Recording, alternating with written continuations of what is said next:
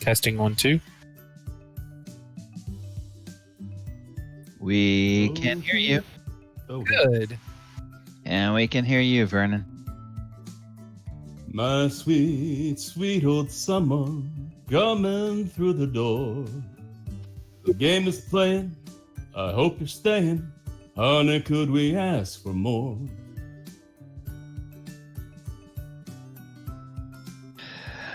Oh my goodness.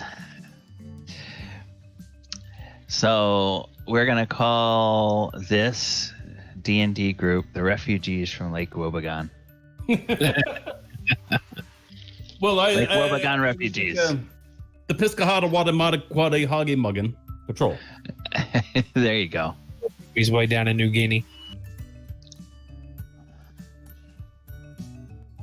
Larry the Cable Guy. It's one of my favorite jokes. He says. So last week I did fall asleep.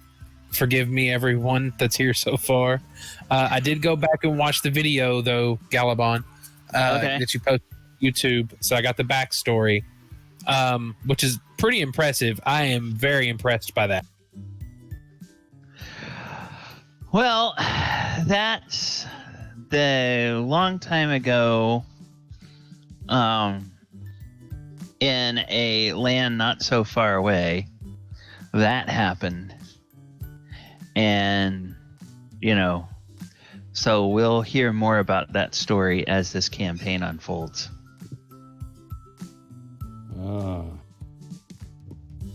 It just doesn't work that way.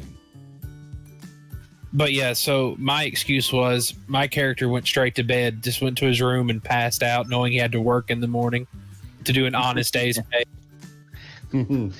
Okay. Well, I am about to go step away for a moment. I need to make sure that this is up and running and that is up and running. Doesn't look like we have anybody on the chat yet, but that's fine. So I'm going to mute myself and I'll be back in a couple of minutes. In 4.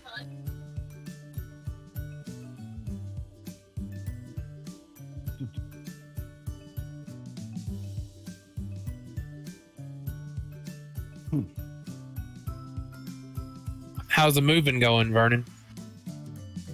I grabbed the last bit of stuff from Augusta on Sunday, and I'm now kind of organizing. Some of it is still in the car, about 20% of that, because I dumped a bunch of stuff on the floor in the last trip. I So I feel can you. make space for everything. Yeah. Still going through a bunch of my stuff from the old house, trying to get. That's probably what I'll do tomorrow when my stuff arrives, and I got a lot to do in a short time to do it.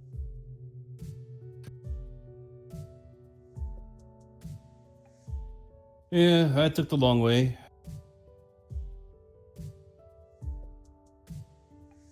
I'm still waiting to go anywhere in Tennessee. Yeah, most stuff is open anywhere in Tennessee. Davidson County is the one that's Davidson County, Memphis, and I think Knoxville are the only cities that are kind of iffy when it comes to stuff slowly reopening. But most of your stuff in Tennessee, I think Dollywood's opening on June 12th, I think what I read. They're opening on the 12th. Yeah, that's the current one. I think for pass holders, they're opening on the 12th. Just like Disney World, what are they doing? Like they're going to only open for pass holders like really soon? Universal already did it. I didn't know that.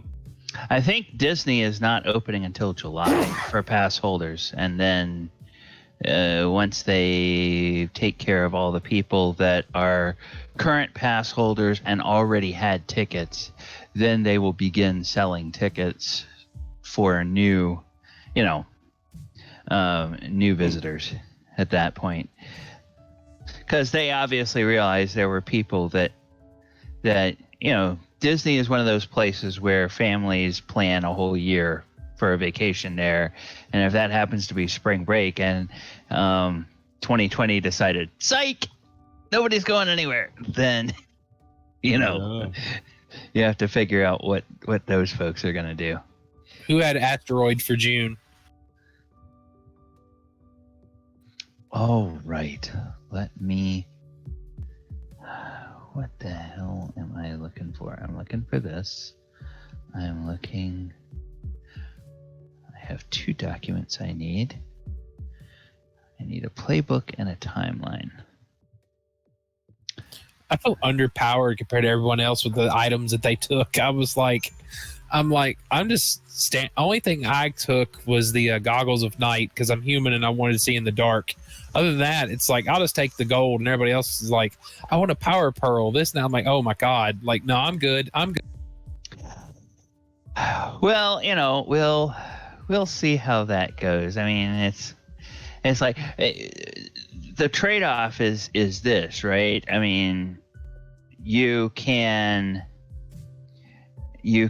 start characters off with a little bit of magic, and then it takes a while before they start finding more magic stuff, right? Or you can start them off with nothing, and you know, magic stuff starts showing up on a fairly regular basis. So yeah, it's like you pick your poison. Right. How you want to do it.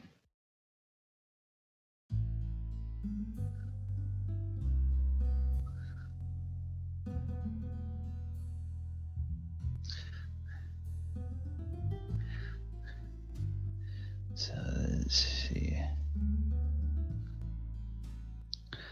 I've been a little bit surprised at D&D Beyond. Yeah, they let the digital dice free for everybody. Well, it wasn't that so much that surprised me. It's that after Tuesday, they didn't immediately have something popping up say, "Hey, available soon." You know, because it's like they're normally on this cadence. Okay, the day they drop something, they immediately announce what's coming soon, so they can get you to buy, you know, to buy the advanced copy of what's coming next. Whether it's the next adventure, the next source book, or whatever.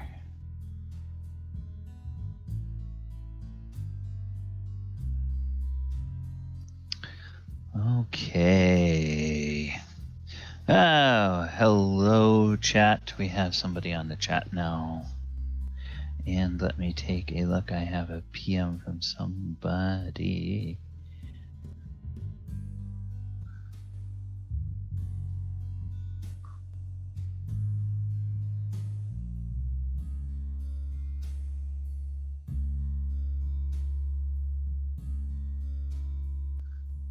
Uh-oh.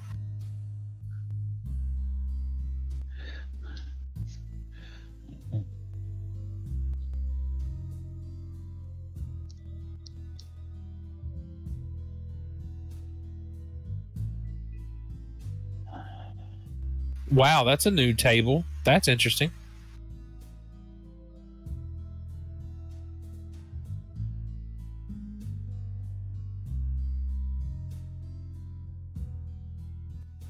Nice. Mm. I'm just testing the new because it's rolling the digital dice on my screen, but I was making sure it transferred over to Roll20. Yeah, and I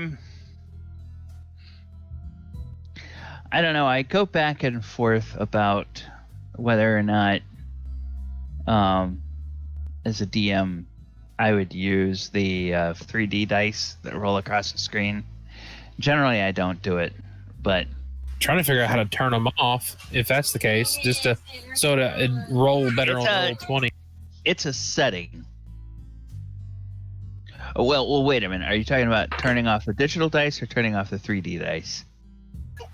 The I guess the 3D dice that roll on D&D Beyond now. Oh, okay. All right, then that's probably a setting in D&D Beyond. I do not know where that is because I haven't enabled that. It's like, okay, if I'm going to use anything like 3D dice, I would use the ones out of Roll20. But I haven't enabled those. I'm gonna see if I can turn them off. Oh, this is a perfect time to just go ahead and stop that. A minute early, but when the break in the song gives you an opportunity, you go ahead and take it.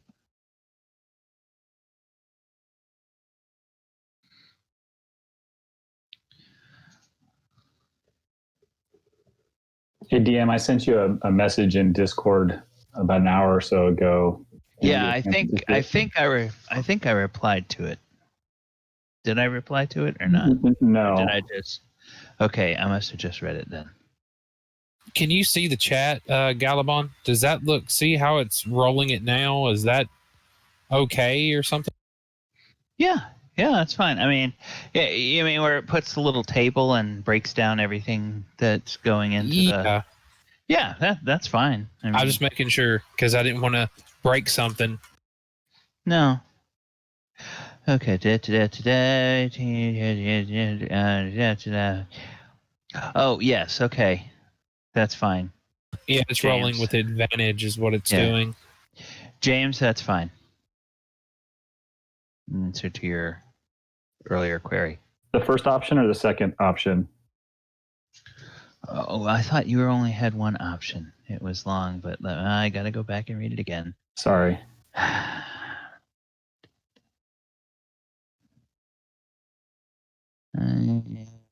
Yeah. Okay. So either I acquired it or I purchased it. Oh. Or I acquired it and I just deduct. Okay, yeah, I thought you were saying that you acquired and deducted, and that's fine. I'll deduct it. Okay, thank you.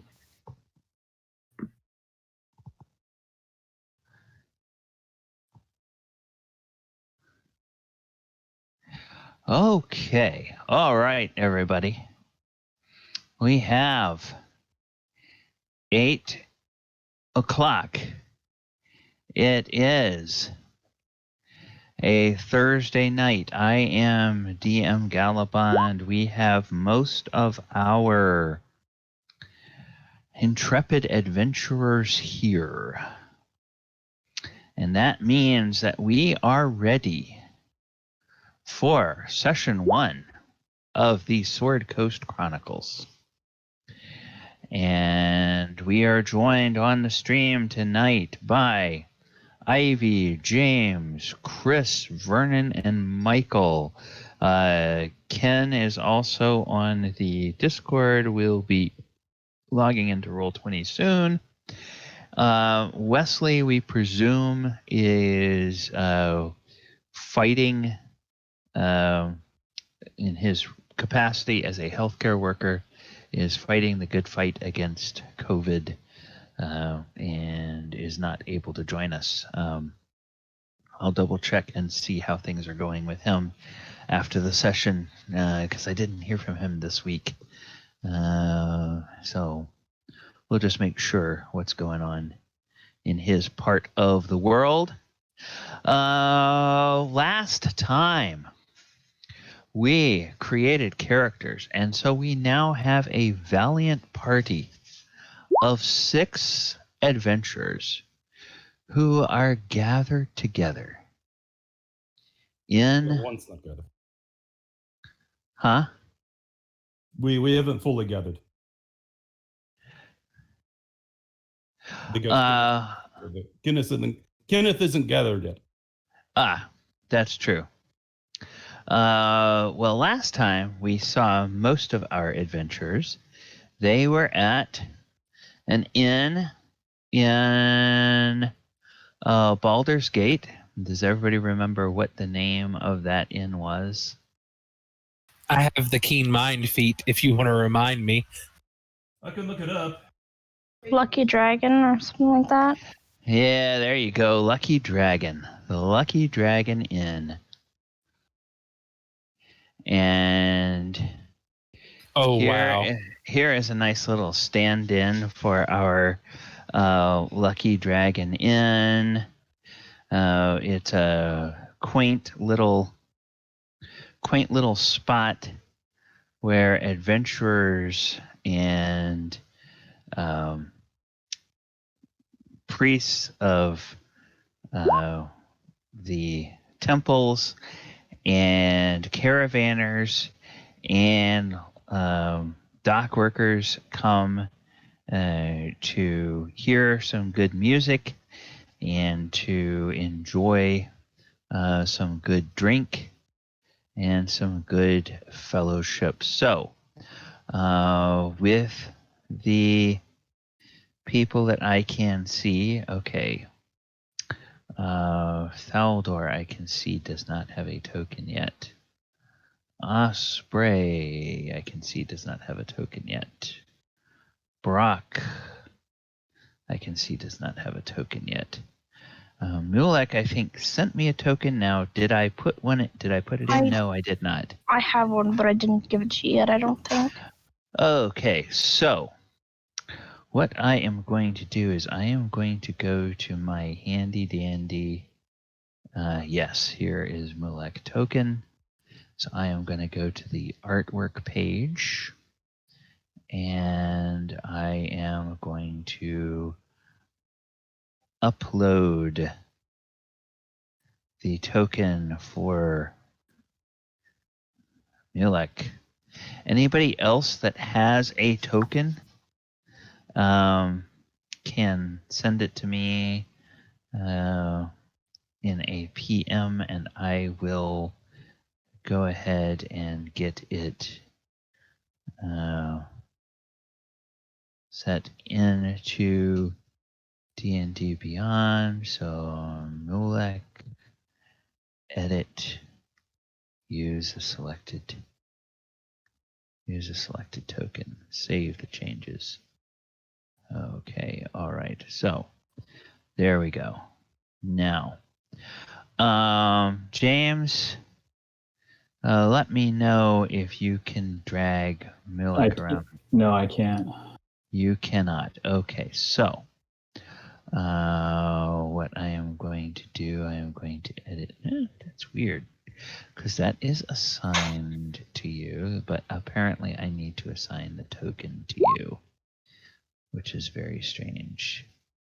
Oh, so I need to do this to go do this. Yep, that worked. Okay. Then let's see. Really quickly, what's your hit points right now? Oh, I am at 11. 11. And what's your AC right now? 16. 16. Okay. All right. So.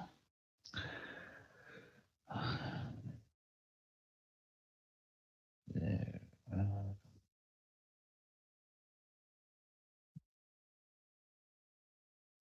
Okay. There we go. That was what I wanted. Okay, now, who else has sent me tokens? Okay, yep. Ooh, nice. I like that. Open the original, and we will save that as this is going to be PCs and NPCs. Brock token. Okay. And then going back here, I will upload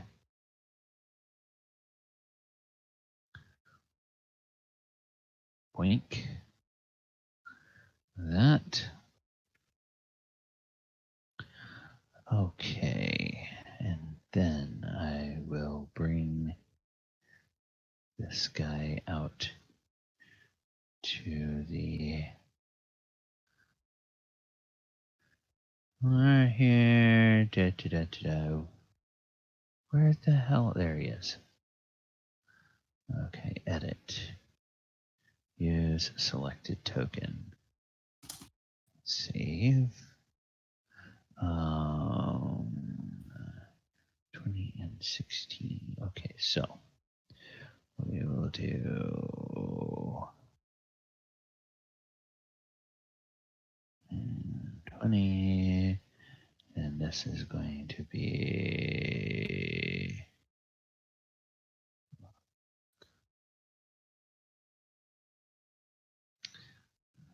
okay.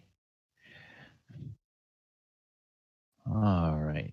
So, Brock, you should be able to drag your token around the screen now, if I have it set up correctly.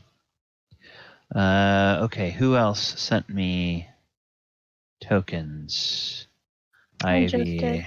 Yep, Ivy has sent me a token. Oh, there she is. Okay.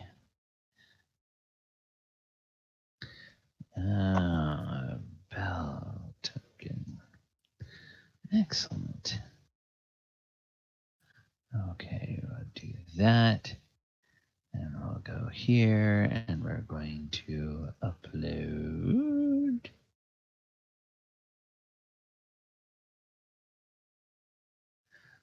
This.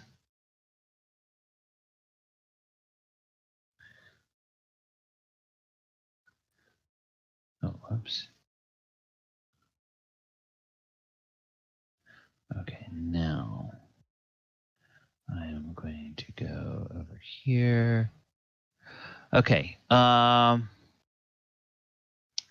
in roll 20, Ivy, which one represents Bell? I don't have it on roll 20.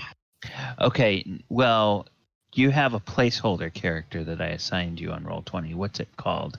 Go to your journal. A name? Okay. Yeah. Okay, I'm going to change that, and we're going to call this Bell. You can change it, but yeah. So then, oops, I didn't have a token selected, so we'll use a selected token.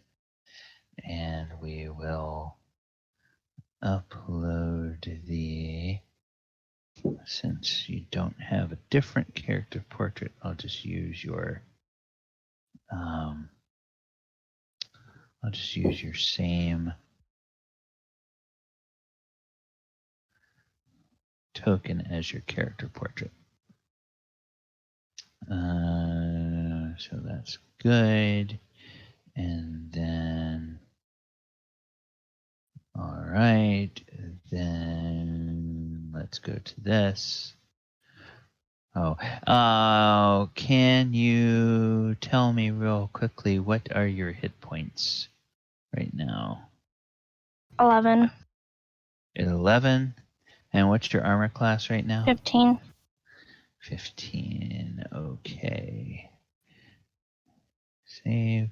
Okay, now you should be able to move your token around. Yep. Okay.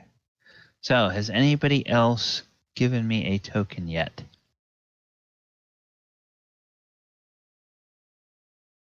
I see you put mine on there. I put your, well, that's not your token. That's your portrait I've put on there. So what I'm going to do, Baldur, let me open this. I am going to do this. I'm going to save that. Baldur image. Okay, then I'm going to go to my handy dandy tool over here, and I'm going to turn that into a proper token. Thank you, sir. Okay, so now I'll do this. Folder image. Oh, goodness.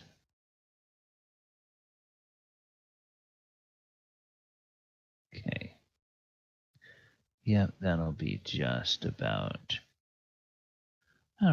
all we can fit in there. The way that's oriented. Down like that. Okay, then we go back here. Cut it from here, paste it over to here, and we call it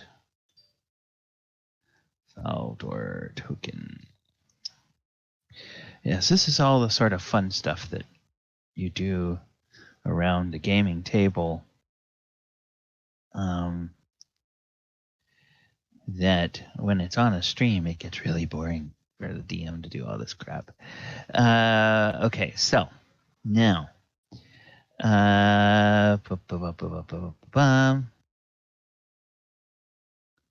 Okay. Hello. We have somebody else on the stream now as well. Welcome to Token Stamping with Caravan. Yes. So it's the only actually safe podcast during this time in history. Yep. And belongs on TBS. This is how you copy, paste, and edit. Yeah. Hi, Chips. So this is 9. This is this. And this is this. And this is this. He looks good. Okay, so then I'm going to get rid of the old one. Oops, okay. Oh, yeah, you moved him over to his bedroom. All right. Yep. Crap. What happened to my... Don't be wasting them nat 20s right now. Come on now. Yeah, just practicing, getting them warmed up. Oh, yeah. Come on, great googly moogly. Aha. Okay, so we will say no, wait. Open original. There we go. Now, goodness. Okay, that's huge, but we'll deal with it. All right, so it's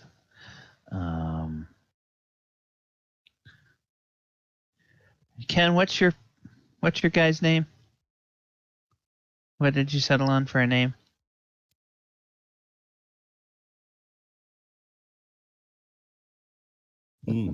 Ken, I think you're muted. His lights are gone, but no sound is coming.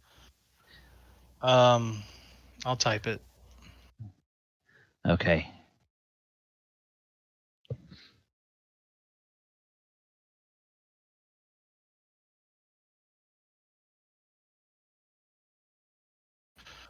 Should I pick something else that's smaller for a picture? I just grabbed something.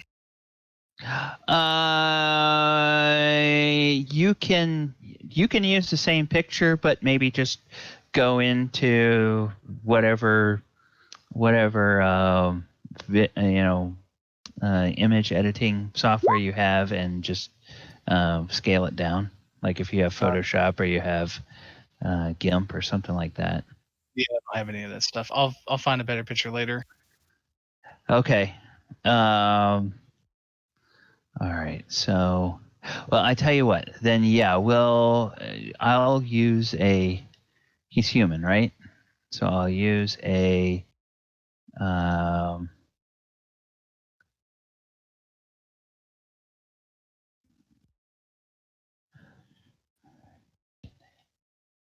Okay. Here you go. Just use this one. All right.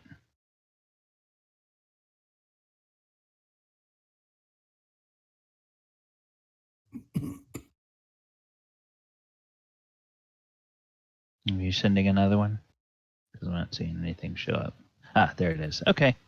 Much There we go. smaller. Yep. Okay. Cool. So this will be.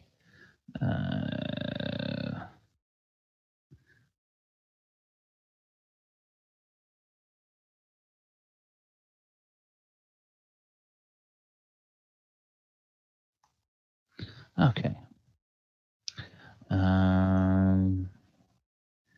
Then we're gonna take that and take that, and then we're Help. gonna. Yep. Clear that. We'll go over here. We'll bring this guy here. Oh. No, that's not what. That's not what I wanted. Is that what you actually saved? That's what you actually saved, you dumb little. Okay. When the DM wants to break his computer. Well, it's token stamp. I bet. I have made those exact sounds in making token stamp. That's It's what not you said? that hard. No, it It can be is. tedious, yeah, but It is not that hard, but that's not the issue. The issue was I clicked on something to save an image and it saved a different image than the one I had clicked on. So I had to go back and save it again.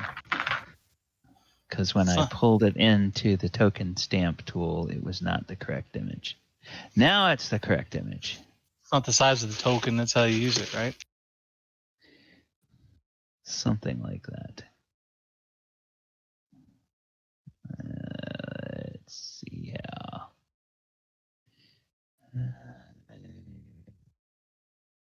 And oh, come on. Come on, you. All right, there we go. Now, download this. And then we'll go over here. We'll go to the downloads. We'll cut it from here. We'll paste it to here. This is a very strange name. Okay.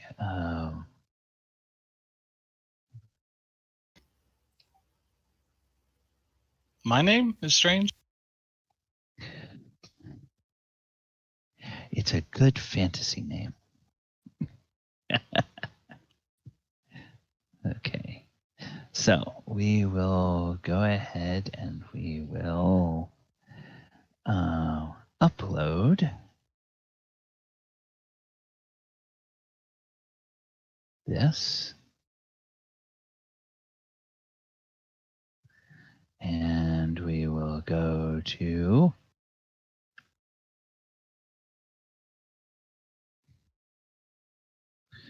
okay, come on.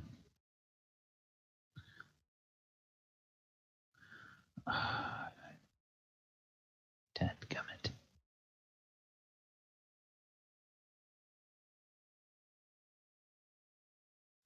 Okay, come on.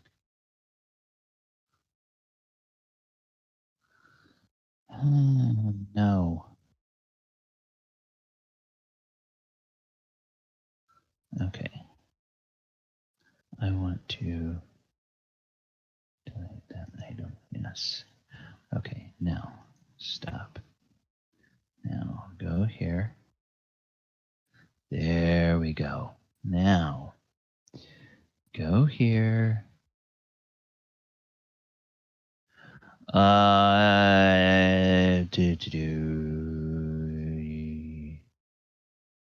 He must not have edited this. No, he didn't. Dadgummit. Okay, so. What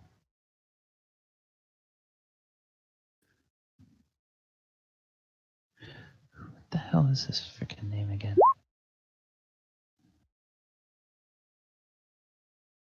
Okay. Now, we will do this, and we will do this, and then we this.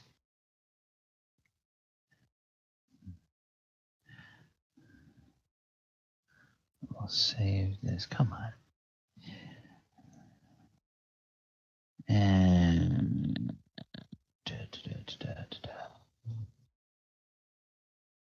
come on, where the hell are you?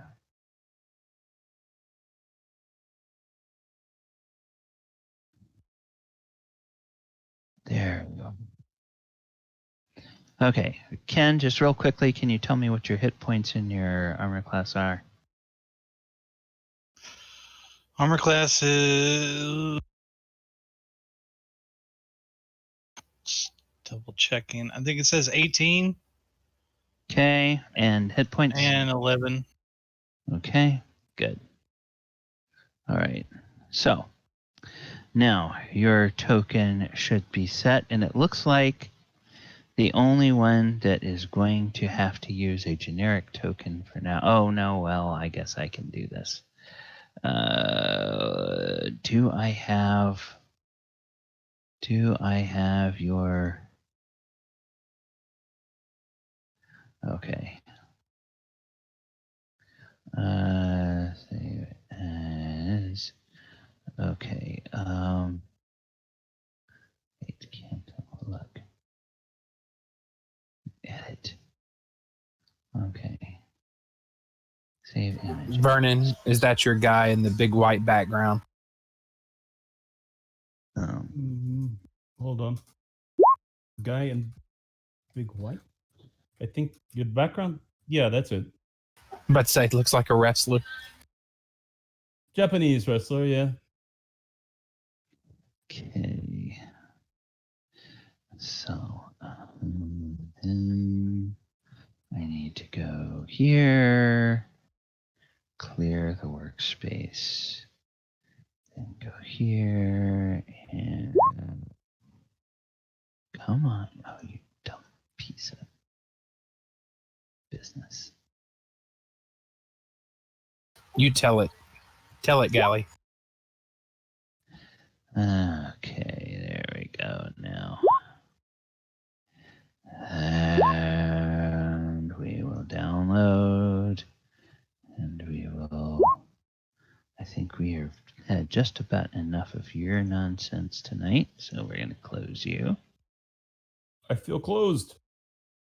And then we will go over here, and we will paste this, and we will call it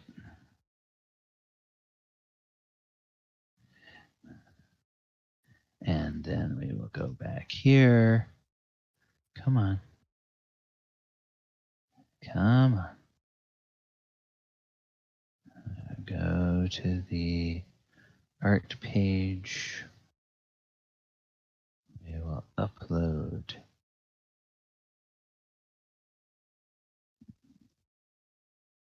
Come on, you little bastard. All right, now.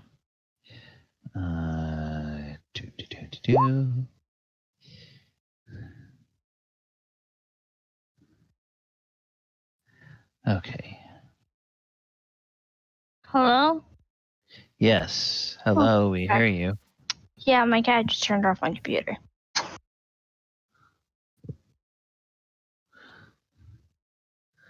Okay. Come on. Little.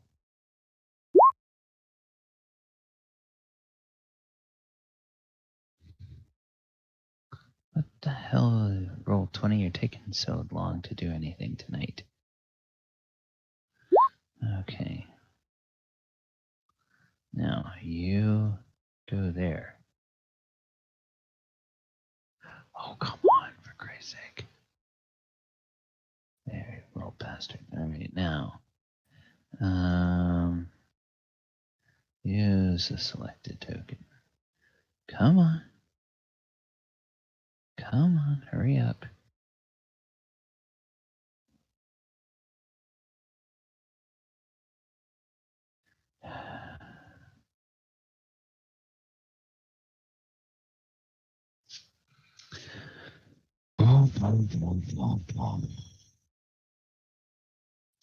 Come on, roll 20. Don't have all frickin' day here. Out of paper. Yeah, something like that. Okay, now. Come on.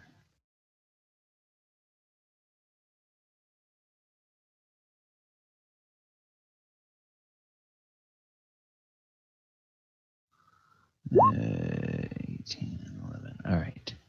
So, we'll do.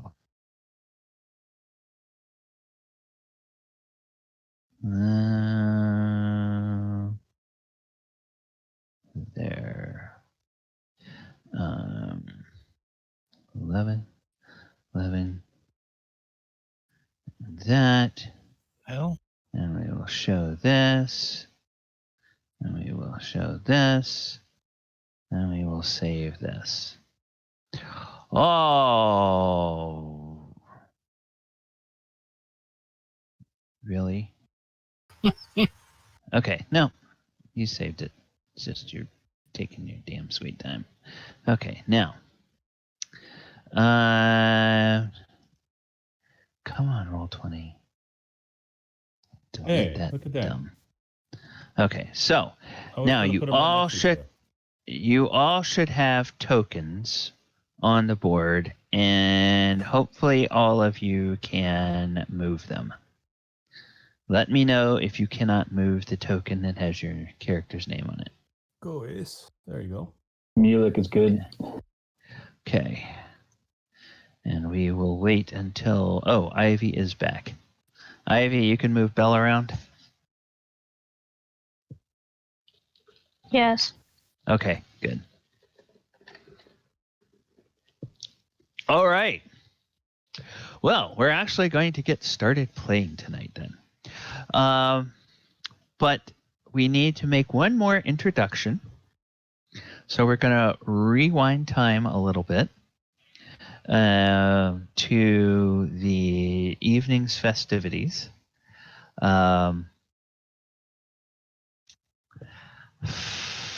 Ken, there is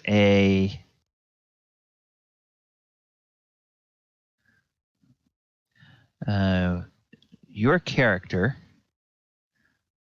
comes from a part of the world that I would know, or that I will know as soon as I pull it up in the...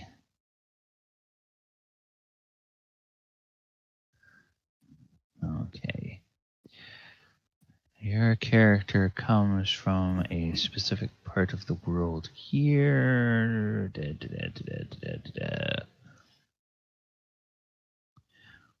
You're a wanderer. You're a traveler.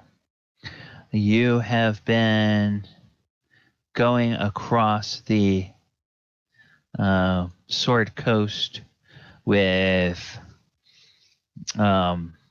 what would you say? Is it accurate to say you travel with little more than a saddlebag and the clothes on your back?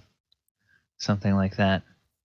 You travel light, yep. have few roots. Pretty much just a wandering cowboy. Okay, all right. So you have... you have come to the town of Baldur's Gate. And Baldur's Gate has been a draw for you because of... Where the hell did I find that stuff last time? I was looking in here last time and I found all of the stupid things. Okay.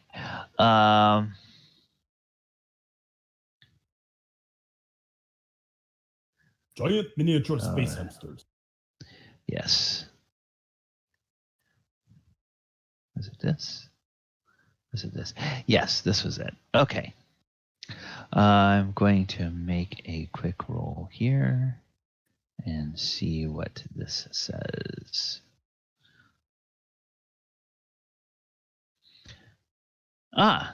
Okay. There is a character that in your travels you have run across once before. Unlike many simple cowboys, you are not someone who dedicates all of your life to simply learning about animals. You have a broad variety of interests. And at some point, your path crossed with a gentleman who is a something of an oxymoron. He is a scholar monk at Candlekeep, but he's also something of a crusader for the causes of good. And so he will spend several years at a time cloistered at Candlekeep, just poring over tomes and reading up on a particular topic. And then he kind of gets the itch and he wanders around the Sword Coast, talking anybody's ear off who will listen to him about whatever bee has gotten in his bonnet, and also looking to pick up tomes about the topic along the way. So the Turbo says he's not a simple cowboy, he's a rhinestone cowboy. No, he's just like a rhinestone cowboy. So along the way, this fellow has crossed your path a couple of times, your character's path a couple of times, Ken. And you occasionally will find books and just you'll think about this guy. And so, you'll pick up this book and carry it around. And then when you see this guy, you'll give it to him. And he's always happy for that. So the last time you met him was a few months ago. And he allowed us how he was headed back to Candlekeep, but he wasn't going to be there long because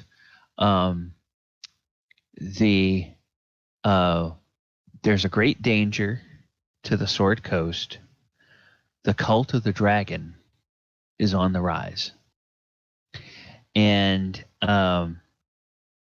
so there's a couple of places that you all both routinely will go, and it's not unheard of that he will sometimes leave you a brief message. And so the last time you were passing through one of these places that you and Unthar Froome both know, there was a message waiting for you that said, "For God's sake, get to Baldur's Gate. The cult of the dragon is being more active there. There's going to be danger. I'll try to meet you there." So at the time, having nothing else more pressing, you decided a bit of adventure might be good, and you headed towards Baldur's Gate. When you reached Baldur's Gate and you were wandering around the merchant area, you were accosted by a woman who is from the Green Caravan Company, and she's been recruiting. She offered you 2 gold a day to be on the caravan, and some of your other questioning when you got into Baldur's Gate. I'm skipping around with you because I'm recalling back what we did last week with the others. As you had talked, you had heard about the Cult of the Dragon, asking a lot of questions around the Merchants District and especially the caravans. So they hired you on 2 gold a day to be on this caravan that's leaving tomorrow morning, and she told you about the Lucky Dragon Tavern that is over there on the other side of the square, and they have cheap rooms, good food, good ale, and good prices. And she tells you that the caravan will leave an hour after sunrise tomorrow. So you wander in, and you see these other folks that are scattered about the common room, and we will start with your character, Ken. So just sort of without them knowing anything else about you, when you walk through the door, what would they see? What would greet their eyes? How is your character dressed, and what does he look like? Those types of things. Well, you first hear the door open and you see a tall, dark, which you can see is handsome, but it's hard to tell. He's wearing a big cowboy hat. He's wearing chainmail. He's got boots on with spurs. He's got a guitar strapped to his back. And yeah, we'll go with that for now. Oh, and hey, by the way, there's a familiar looking cat person performing on the dulcimer up there. Falazir grins to himself, wonders if he notices her or she notices. Probably Well, Bella would, so she would just grin and just start waving dramatically over to him. yeah, wonder no more. Subtlety is not lost on this one. It has to be dramatic everything. Like, come on now. And I am going to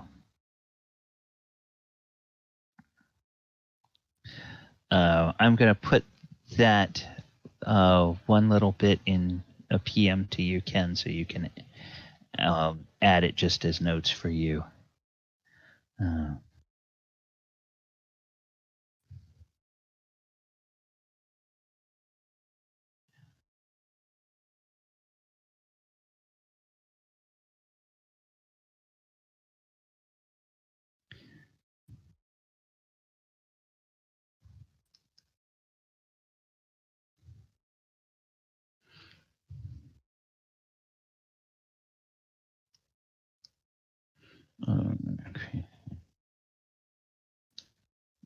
Okay. All right, so there you go. You are now in there, and since Ken the player wasn't here last week, and since Mike the player fell asleep before he could describe his character to everyone, why don't we just go around the room, and I'll start with Belle, since Why again? You always want to pick me first. well, because you talked, yeah. Yeah, you have an interaction with the person who just walked in, so it makes sense for us to go from him to you, and then we'll go around the rest of the room. So Belle or Ivy, tell us a little bit about what everybody sees when they see Belle. She's like a small, tiny cat figure, just full of energy, bouncing around. She has like a little bit of red makeup on her face and big, huge bells around her ears, just to symbolize her name, Belle, and just jumping all around. Okay. She's a very emotive performer. Yes. Very acrobatic performer on that dulcimer. That dulcimer gets a workout. Okay. She plays the dulcimer like Jimi Hendrix played the guitar. Okay, so Mulek, I'm going in no particular order, just kind of as my eyes catch your token on the screen. So Yeah, sure. Mulek is he's a human, just sitting at the table, kind of by himself. He's wearing some scale mail. He's got a hood over his head, kind of keeping to himself, kind of looking around the room, tinkering with some little gadgets and stuff in his lap, and nothing too. I don't really stand out. Just wearing normal clothes under the scale mail, kind of keeping himself. okay. Chris, tell us what they see when they look at Brock. He's a tall, half-orc, lean, long black hair tied back in a samurai ponytail. Yellow eyes, charming if you give him time. Okay. Then Vernon, what about Osprey? Oh, what do they see when they see Osprey? Spray. Well, Kenneth is not here. Do you know that? Yes, he just sent me a message. He said his phone is at 12%. Okay, so I don't know. Maybe he's. He's gonna have to walk in again Okay. later. His power went out and his phone's on 12%. So Oh, he had lost power. Did he tell people he had lost power? Yeah, That's that's on general. the Discord. Yeah. Oh, okay. I'm looking at PMs. I didn't see that. Okay. Well, that's because you have so many things on your screen. Yeah. All right.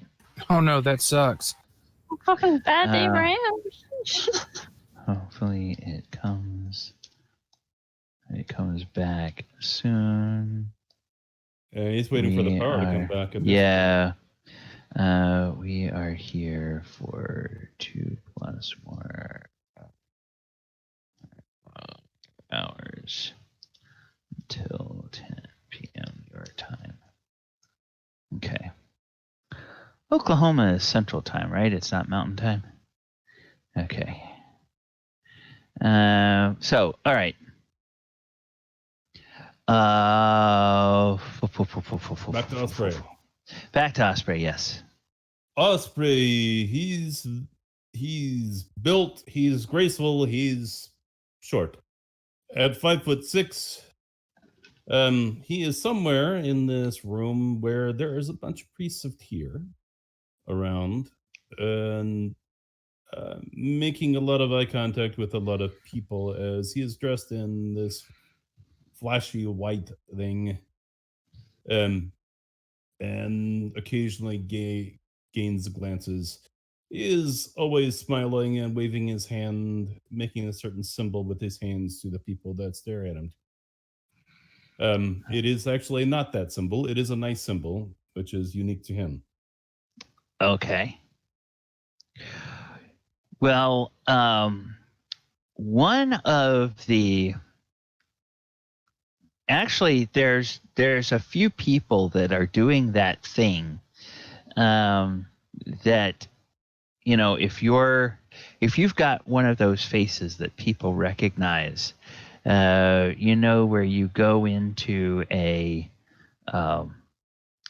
bar or something like that, and there's that table of people, and they kind of look at you, and then they talk with each other, and then they sort of look over at you and they talk with each other, and they're kind of excited because they think they recognize who you are. And then there's always one of them, and the other ones are sort of just like pushing that one and saying, "Oh, hey, your power came back." Can't hear him. Okay. Hearing in Discord, but he's not saying anything. Yeah, I see him, but all right. And the microphone. No, I'm just on my phone, guys. Carry on. Okay, all right. 10% left. 10%. Okay. Okay. What the hell was I saying? Okay, so they're always tapping that one guy on the shoulder and trying to, encourage him to be the one to come over and verify that you are who they think you are.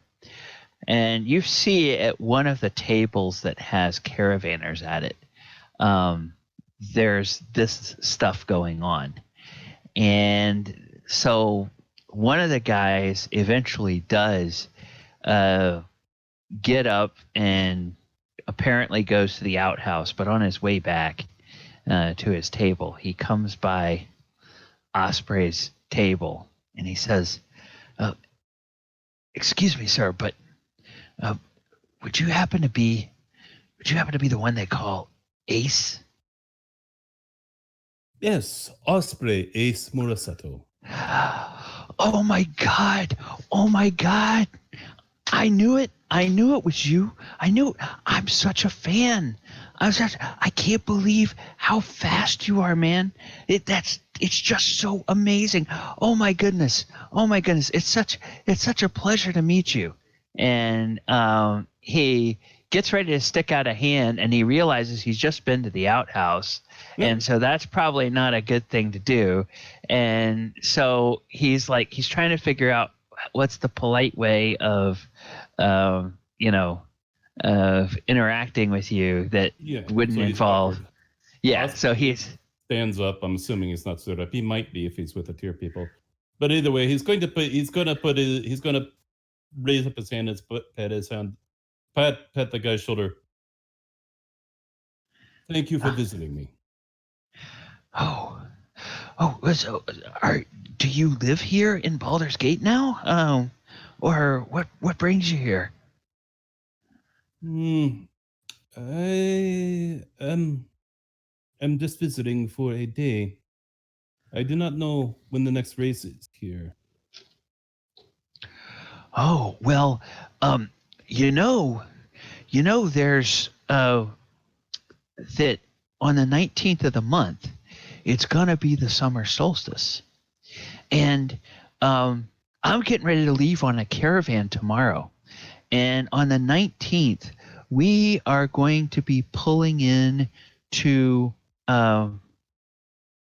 this town, and this town is called Green something. Actually, it's not that one. Oh. This town is called Scornibel. It's off in the kingdom of Elturel, to the east.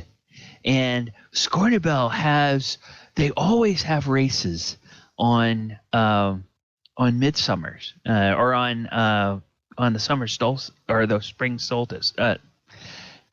Spring equinox. That's what I'm trying to say. Is that it? Is it the solstice or is it the equinox? Dang it. It's just where is my other document that has my timeline in it? Yeah, equinox, spring equinox. Okay. So they always have races on the night of the spring equinox as part of the festival. I think there's probably room on the caravan if you want to come with us. They'd even pay you, I think, if you wanted to, pretend like you were a guard or something. You could even get paid money to come on the caravan. So this is not the place where the group is going? Out of character, obviously. It's the caravan that the rest of the group is on. But so it's in the direction that he's supposed to be going. Yes. Because the father. Okay. Very good. Thanks be to the Almighty. It is very good of you to come speak. I needed to go there. Even though really? My agents did not say there was a race. But I'm glad that there is a race. Oh yeah. Yeah, it's so cool. They've got all kinds of games that are, oh my God, I can't believe. Oh, yeah, well, tomorrow morning hour after sunrise, we leave. But if you go over to the Green Caravan Company, the recruiters are probably still there tonight. You can sign up tonight, and I don't know if they'll give you an advance, but I could pay for your dinner if you're coming with us. Oh my gosh, this is so cool! And so then he forgets. He finally realizes that he needs to go tell his friends that he's actually met you. And so he just kind of does that thing where he just sort of turns around and darts back off across the common room to the table. And he gets over there and he's all excited and he's, his hands are waving and, he's beaming and, his buddies are clapping him on the back and a couple of them raise their mugs in your direction. And they all seem very happy. Okay. Tells the innkeeper to buy that man's dinner. Tells the innkeeper he will buy that man's dinner for him. Oh, okay. Because of valuable information. Oh, that's very generous, sir. And they ask where that caravan company is so that he can go talk to those people. He tells you, if you go out the front door, it's immediately catty-cornered across the square. You'll see there's the Green Caravan Company. It is right between the Yellow Caravan Company and the Blue Caravan Company.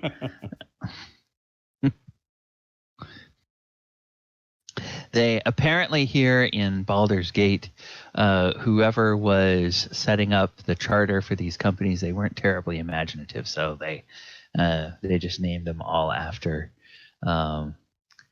pretty standard primary colors. I hope they don't get more than 7. Well, maybe that was part of it. It's limited omniscience of the narrator here. The narrator only knows what the narrator decides to tell himself about the world. Okay, so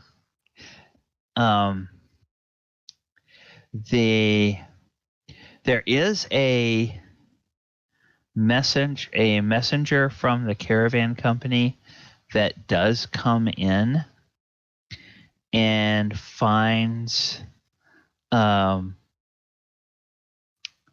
Brock, and it's like a runner who comes in and finds Brock and says that while the caravan will leave at an hour after sunrise, the company would like to have the officers of the caravan, which includes Brock, congregate an hour before the caravan leaves just to get a briefing on the route and some of the scouting reports that they have for this time of year. And he says this, or he gives me a letter, or what? Yeah, he just says that. He kind of it's a teenager, probably somebody who in a fantasy setting would be old enough to have a job, but we would kind of think, okay, child labor problems. But he comes over and he tugs on your sleeve, or otherwise gets your attention. And he's not rude about it, but he delivers the message, and he reminds you of the person you talked to and everything. I'll just give him a nod and offer him a seat and a glass of water. Okay. He says, "Oh, I'm sorry, I can't stay. I still have work to do. But thank you, sir." And then he turns around and he trots off and runs back out the door. And Baldur, what would people see when you are present. Besides that loud ruckus that woke me up, Yes. of the guy screaming, "Oh my God, this does here." Who? Yes. So I just drowsily get up, walk to the bar. It's like, I could use something to put me back to sleep. What they see when they see Thaldor is a young man, probably 23, kind of clean shaven, got a cloak, kind of looks like the shady type. I mean, but he's dressed pretty well. He's well to do, and he's just looks like a normal person, but looks can be deceiving. Is my music not entertaining enough for you? You Having to not fall asleep to my music? No, I came in feel late. So hurt. Oh, it's not the music. No. He went and laid down way before, like early in the evening. Like he's just, he knew there was a long day tomorrow. He's like, oh God, I actually have to go make an honest dollar, or an honest coin. So he's like, okay. So he thought he'd get a little rest, and then he heard the loud ruckus and said, I guess I better go get a drink. Yep. What time of day is it, Gally? It's evening time by now. The sun has gone down. And as we said last week, there was a moment of tension that, the dock workers and the caravanners look like they might be about to get into it, but Bell had an incredible performance role, launched into a reel, and that took everybody's mind off of it. And by the time they got done dancing jigs and reels and drinking a little bit more, they had forgotten about whatever it was that had made them angry, and the rest of the night passed uneventfully. So, and Osprey, because we kind of went through all the stuff last week with most everybody, I'm just going to hand wave your negotiations with the Caravan folks. And we will move to the next morning. I got one question. Sure. Having seated myself in between the two parties, would I have heard any mutterings over what they were beefing about? It seemed like somebody in the dock workers thought that one of the people in the caravanners owed them money. Okay. And with the various kind of dice games and other contests of chance that you've seen around here, you wouldn't be surprised if it might be, relate to some sort of drunken gambling binge. And you're looking at the way all these people are dressed, and owing money, probably you would be shocked if they owed as much as 10 gold. Probably more like a few silver, or maybe as much as a single gold piece, which would be, to these people, would probably be a significant amount of money. But to Brock, growing up with his background, it's like, okay, really, you're gonna get all upset about that? Yeah. So, the next morning comes, and Brock, you are brought before you are brought together with a group of people. There is you have been hired as one of the lieutenants. There's 20 wagons in the caravan, so there's a lot of people, and there's about 6 or 7 people assigned to each wagon. And so you find that you're going to be assigned to wagon number 11, which puts you at the head of the second half of the caravan. And that also means that they kind of strategically place the lieutenants that report to the caravan master. that is kind of the traveling boss of the caravan on the road. And so the lead driver is there, the caravan master is there, the master of coin is there, who is essentially like the representative of the caravan company that takes care of all of the business interests of the caravan company in every town where they stop. And the other lieutenants are there. Then there's also the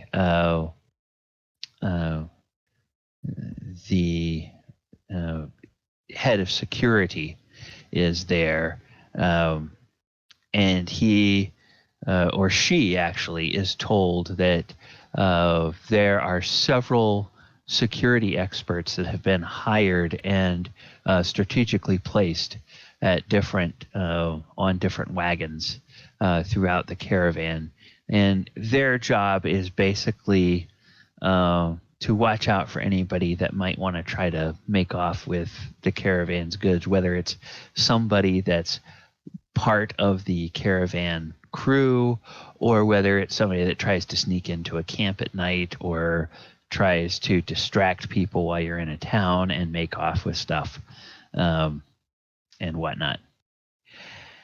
And you all are given, or you're shown, and you're given smaller copies of a map that the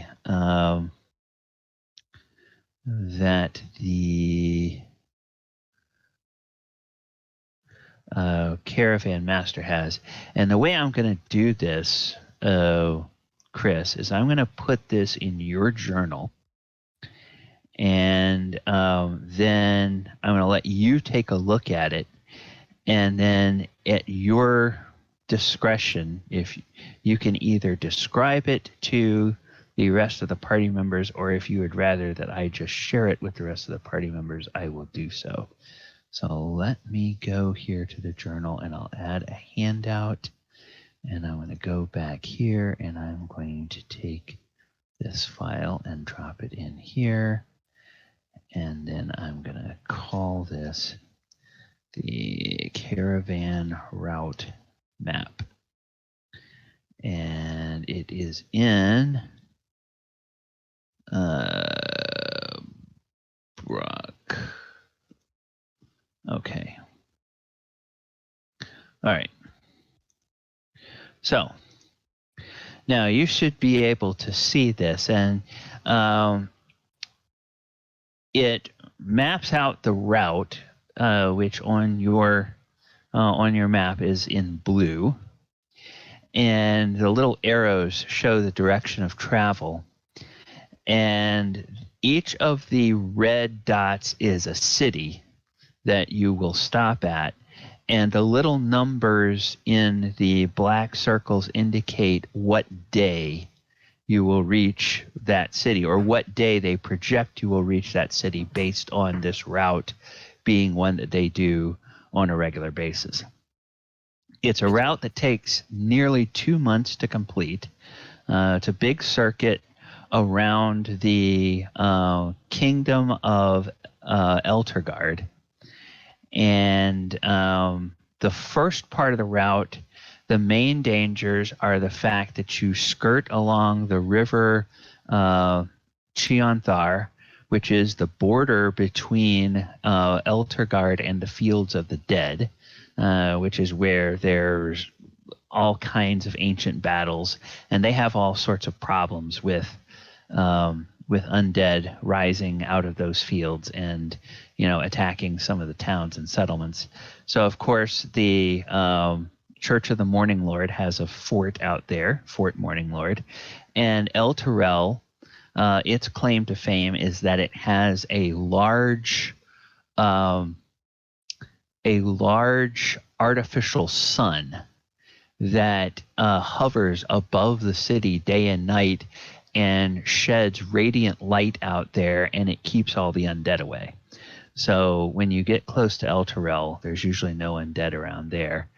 Then as you see, when you get pretty much over to the easternmost point of the route is when you come to the day of the spring equinox, Scornia Bell.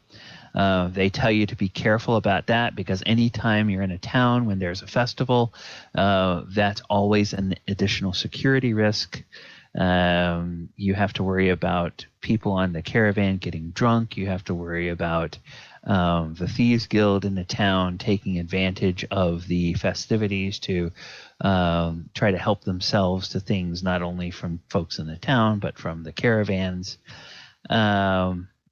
And then on the last day of the month, because you're leaving on Ches the 1st, on the last day of Ches, you will get to the town of Greenest, which is sort of over in the south, and it's kind of on the border between Eltergard and the Greenfields, which is a region, a big farming region.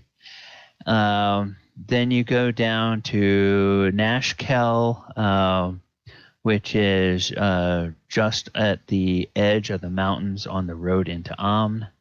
Then up to Baragast and Candlekeep, the great monastery. The caravan always goes by there to supply the monks, and the monks not only do they collect books, but they also produce books. And so one of the things the caravan will do is they will trade or sell goods and buy books for distribution throughout the Sword Coast. And then on the 54th day, they project that you should get back to Baldur's Gate. The route has built-in stop days, so there's 1 day of trade at every stop along the way. And it also takes into account that there might be bad weather, so nobody will really start worrying unless it takes the caravan more than 60 days to get back to Baldur's Gate.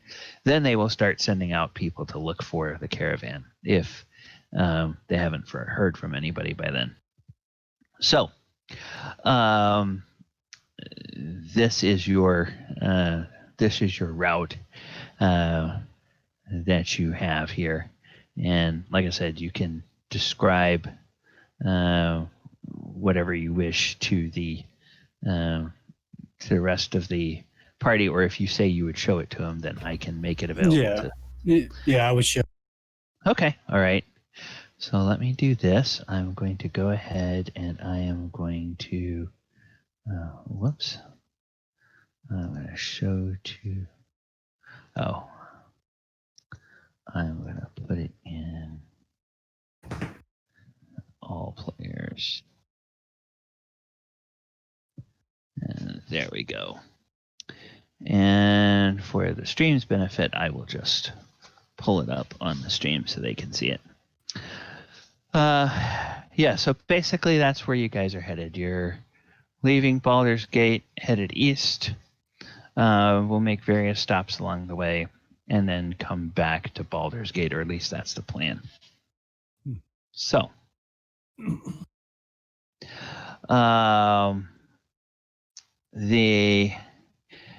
and everybody's probably been told that because of increasing bandit activity, the rates are a little bit escalated. So some of you stand to make 2 gold a day, which is what they're paying these days. Some of you negotiated slightly different rates. So you stand to make some decent coin from this trip. It takes forever by caravan wagon to get anywhere. At the pace of, this is all based on a pace of around 24 miles a day. So I'll leave you to figure out what all the distances are. If you're that kind of player that you like to figure out what distances a long way away. Yep. Okay. So, any questions before the caravan is ready to set out? Anything that anybody has not had a chance to do in Baldur's Gate that you want to do before the caravan leaves?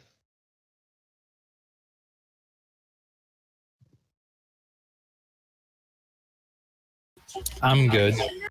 I do have one question concerning the actual travel once we leave. Okay.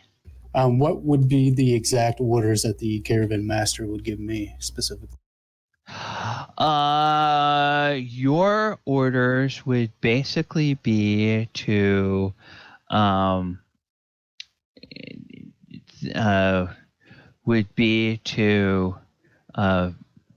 first and foremost defend your wagon. But then if you see that your wagon is not under attack, but other wagons are, as a lieutenant, you would be expected to pull some, but not all the guards from other wagons to help get fighting men to where they're needed to be. You know that some of the folks on the caravan are drivers. Usually they are equipped with ranged weapons. They don't usually get into melee because if there comes a fight, they have to try to keep the horses calm or be ready to try to get away with the horses. Then there's usually the soldiers or the caravan guards will double as things like the cooks and the folks who look after the animals, the grooms that look after the animals. There are sometimes specialists, like there might be entertainers, or there might be priests that are brought along, and those people are not necessarily expected to participate in the fighting, but they might have specialized jobs. Like the entertainers would basically be to keep morale up. When you're camping out on the road for the 5th night in a row out in the middle of nowhere, and everybody's kind of like, okay, when are we going to get there? And then the entertainers will keep everybody's spirits up. And how many guards per wagon? In a crew of 6 or 7, you'll have 4 people that are guards, including yourself. Got it.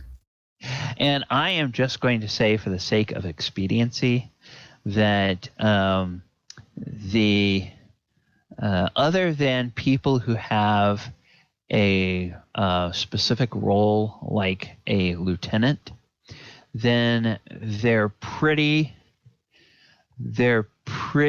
relaxed about which wagon you wind up traveling with on the caravan, as long as you make sure that you're not, you don't have a whole bunch of people leaving and there's like 3 wagons that don't have anybody around them. So if you want to go travel with a different wagon, you can do that, but just switch with somebody so that the wagons are all covered. Covered in terms of having enough protection. And the rest of you, with the exception of 2 of you who had specific interactions, the rest of you have been hired as caravan guards to basically defend the caravan either with your melee or your ranged weapons. If you have land vehicles as a skill that is trained. Wait, we don't have land vehicles in this thing, do we? I do. Yeah, we do. Soldier Okay. guys. Okay, yeah. If you've got the soldier background or anything that gives you land vehicles, then you could be hired as a driver, or you could take over as a driver at some point during the caravan adventure. Well, hopefully they had enough drivers because they were the night before.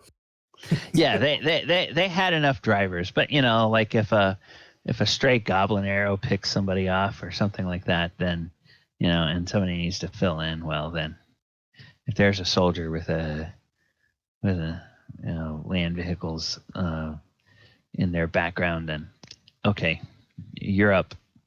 You're in the chair now.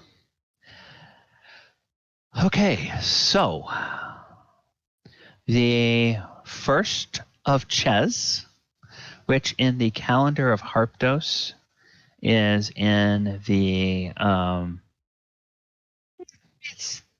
you're kind of getting into the solid spring. So this may be this probably would not be the first caravan to go on the route in the year, but it's one of the early caravans of the year. So a lot of the goods that are being carried are still things for people like planting and some of the plowing tools and some of the fresh spring linens and stuff that the good wives might be interested in getting for the home. There would also be the fabrics that the good wives would get so that they can start making summer clothes for themselves and the kids and the family. And for the people in the towns that you go to that have coin, there might even be some fancy spring fashions from over in Neverwinter or Waterdeep that would be carried on one of the wagons. But those would be kind of high-priced merchandise compared to most of the stuff. And then, it's all the usual dry goods and this and that and the other that goes out. It's kind of like a rolling version of the old Sears catalog, if anybody remembers that. From back in the day. Yeah. I don't think there's 3 people here that would know that one. Yeah, probably not. There might be 2 of us that know that. Hey, every November, would look through that catalog to pick out all the toys. Really? Sears and Roebuck catalog for Christmas time. Yeah. What? Yeah. Yeah, or the Toys R Us catalog too. They used to have a catalog for Toys R Us. Yeah, that's true. They did. I know both of those. Sears catalog used to be thick, man. That thing was huge. You could use it as a paperweight. Yep. I was going to say, if you think about it, for anybody that doesn't understand that's a video gamer that's watching this channel right now, think of the catalog they have in Red Dead Redemption 2. Perfect example. Yeah, there you go. That's a perfect analogy there. All right, so it's time for me to start rolling some dice. Okay, so the first day on the road passes without any incident. It's a little bit overcast and there's kind of a chilly wind blowing from the north, but it other than that, everything stays fine. It clears up in the late afternoon so that you have a really nice sunset in the west for your first evening on the road. And I guess we should establish at this point, we will say that the wagons you all are on are close enough together that you all could kind of consider yourself traveling as a party. So if we were going to set a watch schedule, who would normally prefer to be on first watch or second watch or last watch? I would be on first watch because she wants to sing everyone to sleep. Okay. All right. That would make sense. Osprey is always volunteering for stuff like this, but his preference is first and third. Brock will usually take last if possible. Okay.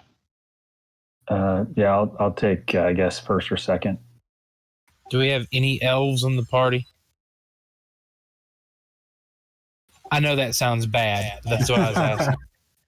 You have a Osprey back sees in the dark, but you wouldn't know. Nobody would know that. Right. Welcome back.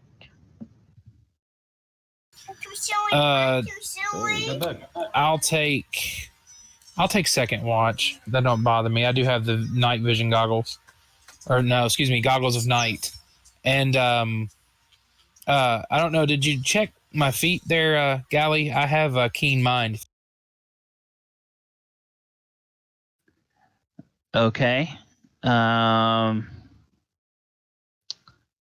Let's see.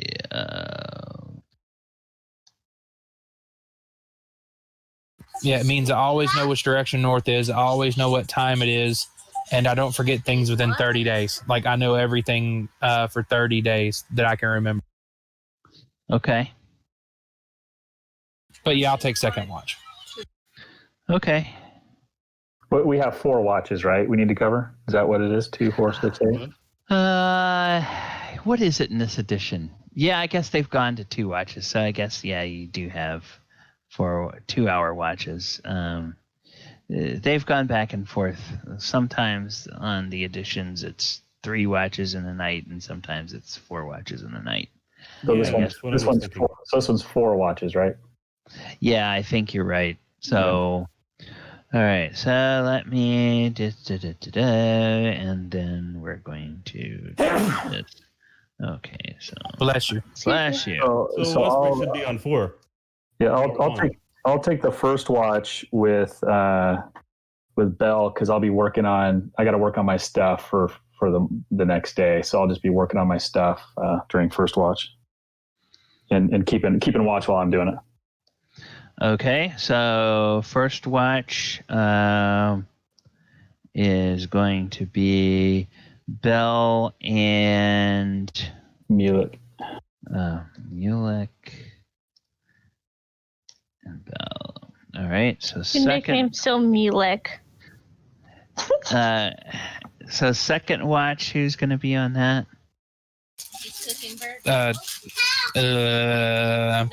Baldur. Baldur. Okay. And then let's see. Do we have any brave souls that want to take third watch?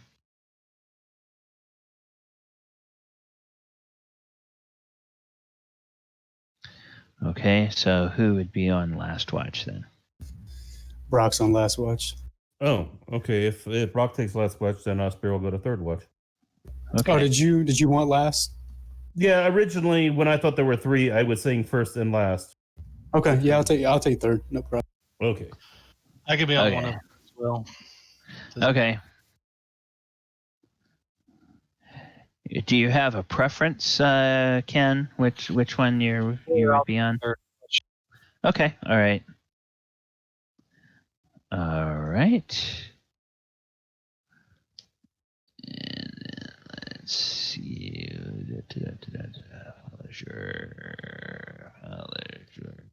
Okay.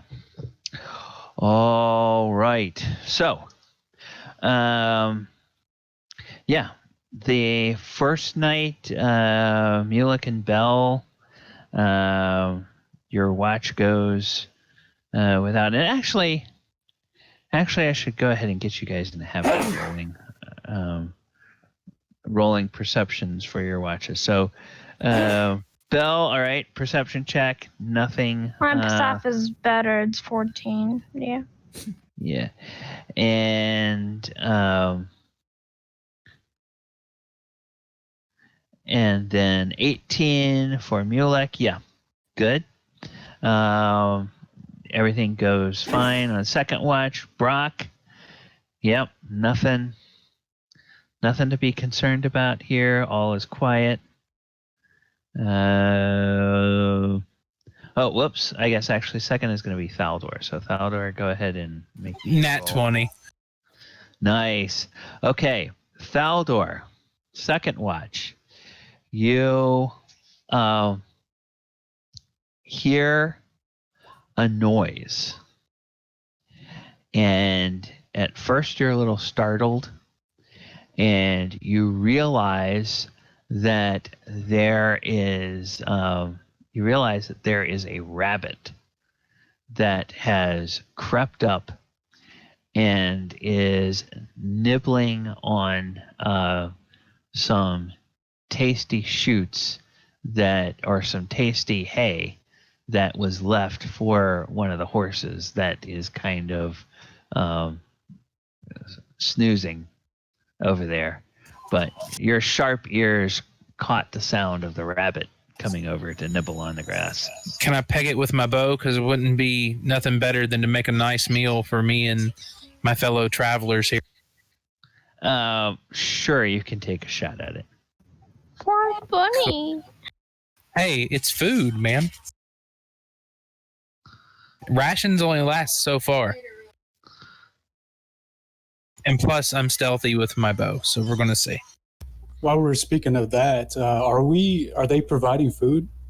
Oh yeah, there's in fact there is one of the wagons of the caravan that carries nothing but provisions, and then all of the wagons have some provisions that are for the people of that wagon, but one is just nothing but provisions for the caravan, and that one gets restocked at every city that you go to. Roll? So Faldor, go ahead. 20. Wait. Okay, okay. It's not rolling. Hold on. Shrink your character sheet. There's probably a pop-up behind it. If you have toggle. Reset it. Hold on. Just to see if that helps. No, it's not showing up. Okay, well, just use the... I'll use Roll20. Yeah, use the dice roller tool in Roll20 and just add the bonus. 3 plus 6, 6, 7, 9. 9. Okay. All right. Yeah, you shoot, and apparently the sound of the twang of the bow alerted the rabbit, and it bounds off.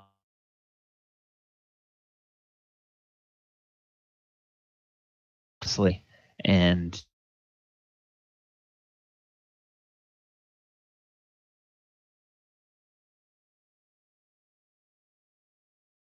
Did we lose the DM? Do you guys hear me? I can hear you. He's going in and out. Ken is dealing with... All right, Ken, did your power come back? Mm-hmm. Okay, wonderful. Good. We just lost. We just lost Gally. We just lost. Gone. Yeah, DM, you're going in and out. Oh, no. Okay. Oh, now we hear you. Okay. Well, somebody kept disconnecting and connecting. So anyway, if you want to, you can roll a perception. Me? Yes. Okay. For the Third shift. Third shift. Yeah. Everything is you and Brock. Everything is quiet on your watch. And last but not least, Osprey on the final watch of the night. Give me a perception. See what Osprey. Yep, everything is fine. Okay. The next day, it's kind of sunny. It passes. There's now you have a little bit of a breeze from the south, so it's a little bit of a warmer breeze today than it was the day before. And coming from the area, from the forest in the south, there's the scent of kind of the blossoms of the trees that are, beginning to bud in the springtime. So it has that nice fresh feel. There's a little gentle shower in the late morning, but not enough to muddy the road. And all in all, it's a relatively pleasant day. Night passes without much trouble. And okay. And on the third day, we are going to take a little break here. Let's take... I have 35 after, so let's go ahead and take until 45 after the hour. Take 10 minutes. We're going to take a little break. We will come back, and we will see if we can get as far as the first town tonight, or if something interrupts our journey. So I'm going to go ahead and put some music on. Everybody go take a little bio break, and we will be back after this, after these messages.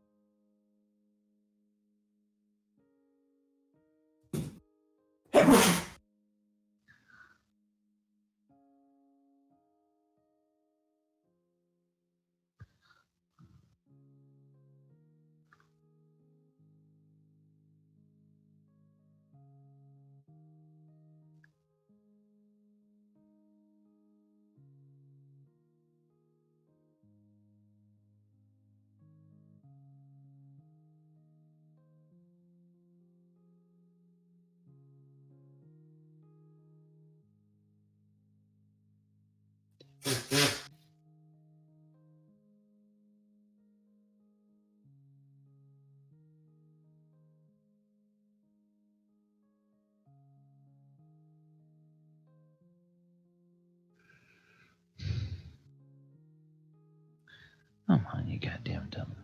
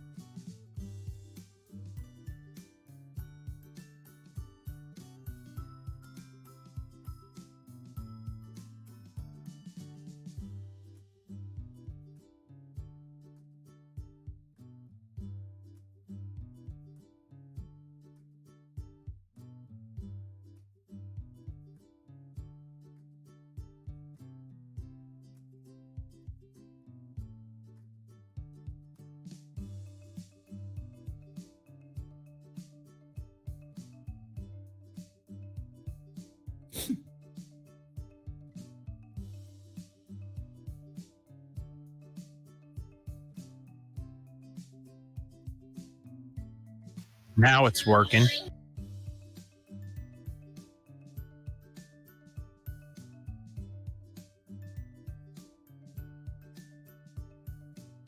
Huh.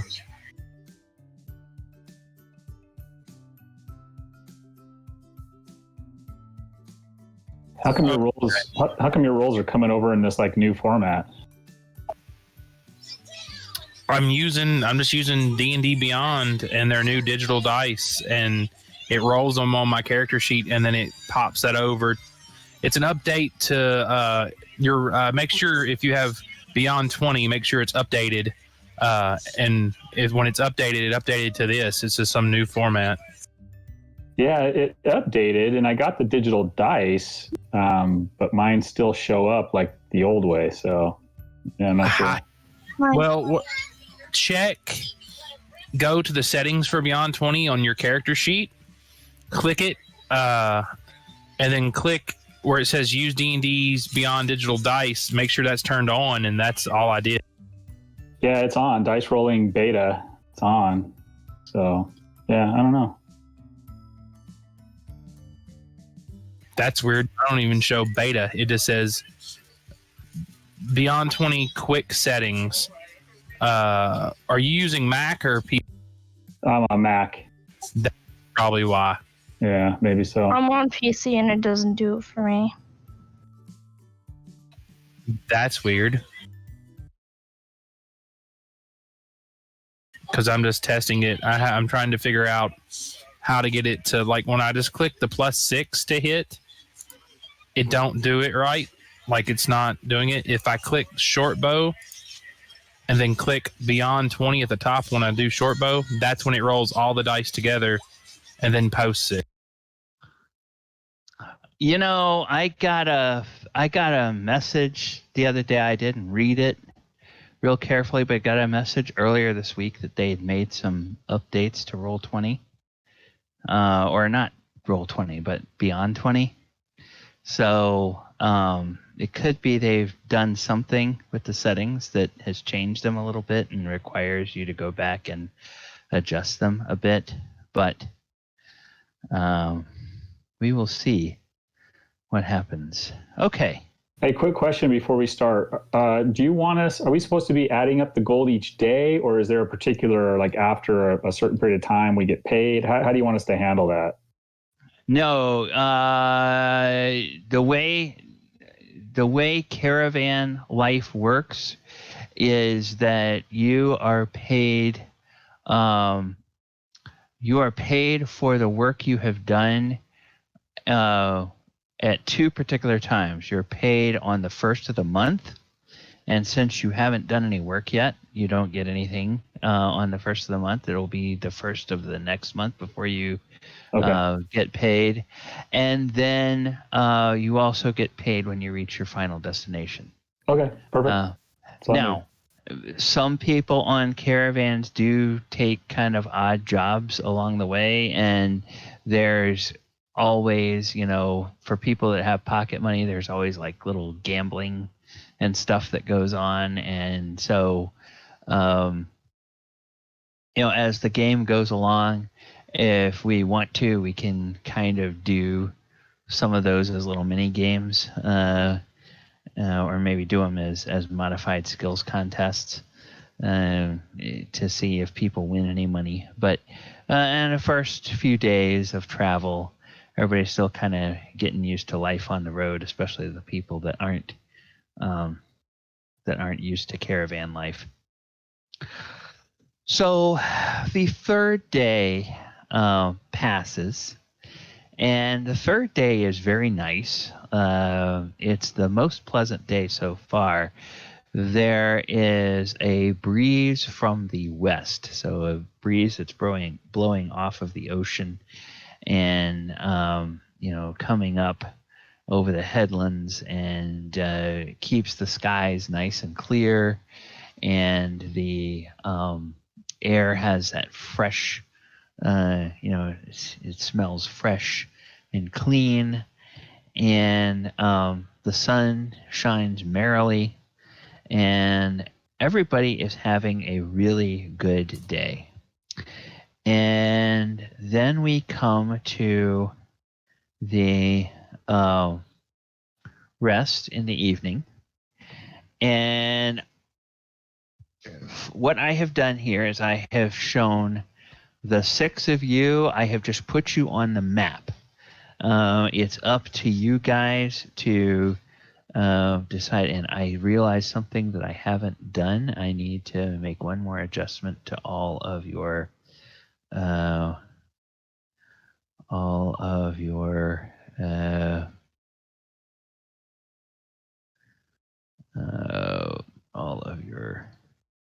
characters. So I need to go to this tab and do this. Then I need to go to go to this tab and do this. Then I need to go to this tab. Let's turn on some things for these tokens. And if you can help it, you will assist me greatly by not willy-nilly going and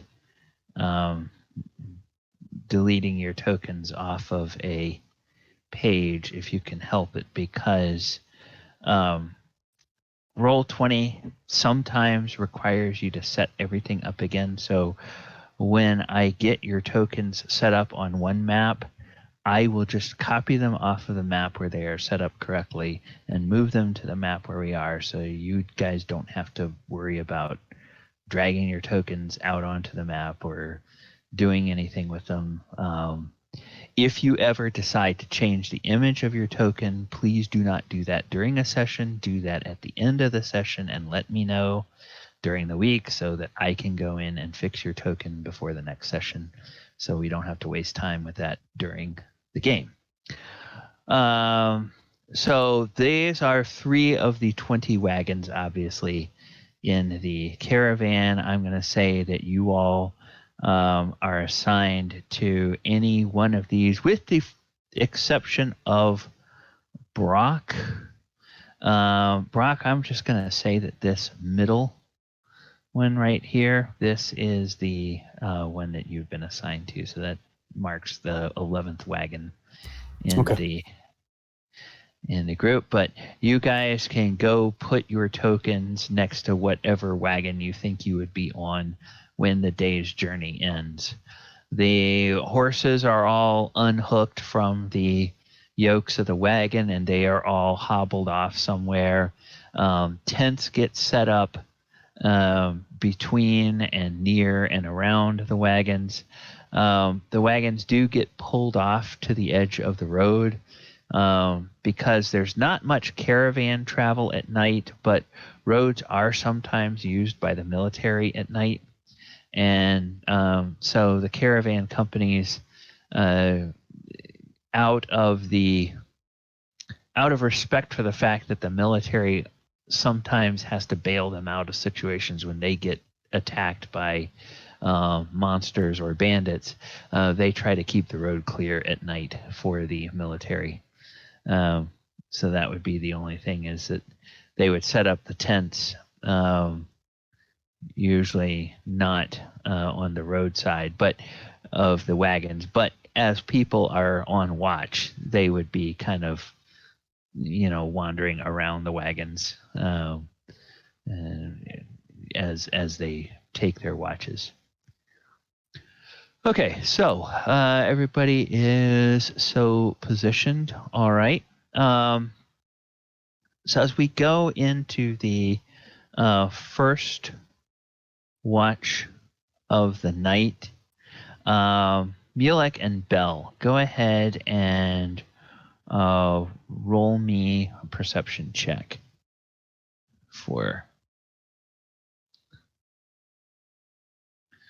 Okay.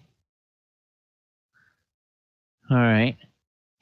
Yeah, your watch passes uneventfully.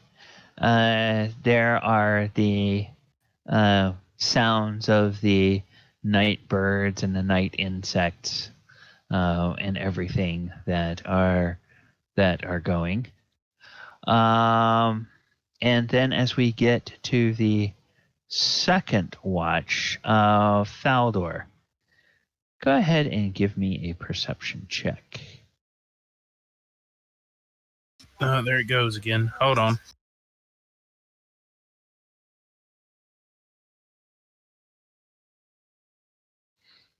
Okay, 13. The first one was better, but I can't click on, from what I realized on D&D Beyond, I can't click on where it says +3. I actually have to physically click on it and then go to roll.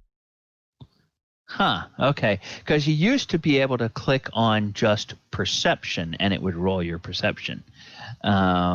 If you clicked on the word perception, it used to do that.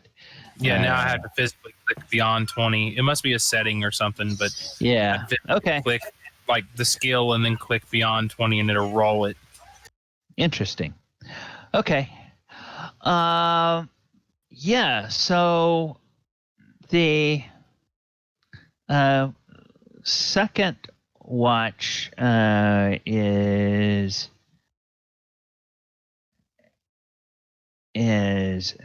going, and then let me just do this, and let me see. Now I'll do this. Okay. Yeah. Faldor, you notice something a little bit odd. You notice, actually, it's two things a little bit odd during your watch. The first thing that you notice is you catch a whiff of something that makes you wrinkle your nose. And you're like, what is that? And at first you're thinking, dang, did one of those horses eat something bad? It's just like, ugh, it stinks. And then about the time you notice it, you realize that the sound of the night insects has all gone quiet.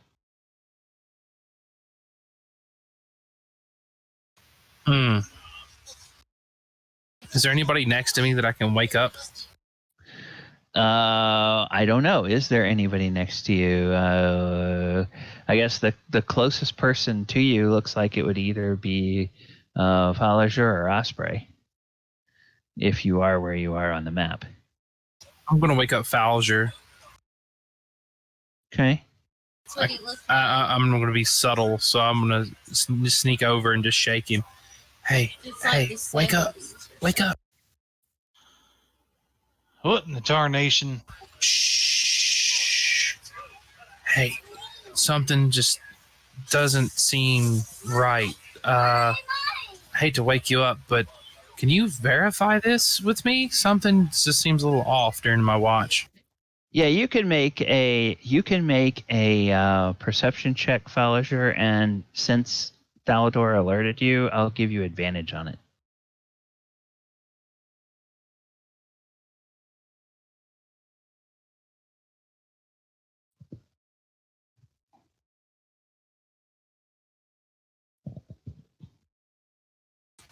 Nice.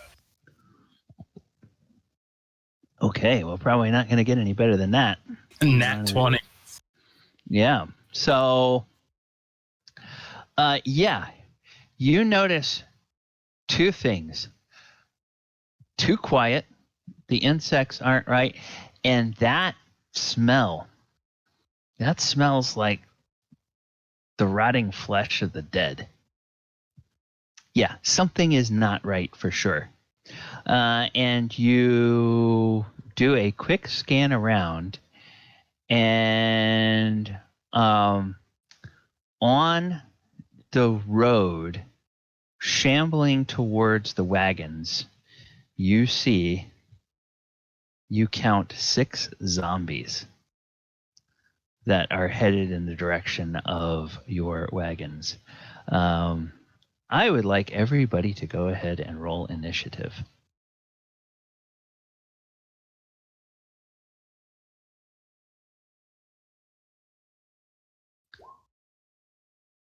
And if you... Oh, nice. Oh, crap. Crap. Okay, so let's do this. I'm going to get rid of that, get rid of that, get rid of that, get rid of that, get rid of that, get rid of that, get rid of that. Okay, all right, good. Then I will... I screwed up. I didn't have my token selected. That's all right. Nothing weird. I did select my token. Mine's still not. I don't know what's going on with mine. I selected it. Yeah, Okay. I think it's because yours is the same as me. Kenneth, it's acting weird. Okay, so Bell's worked, Osprey's worked, Brock's worked. I'm going to just put Fallisher on. I'm going to put Mulek on.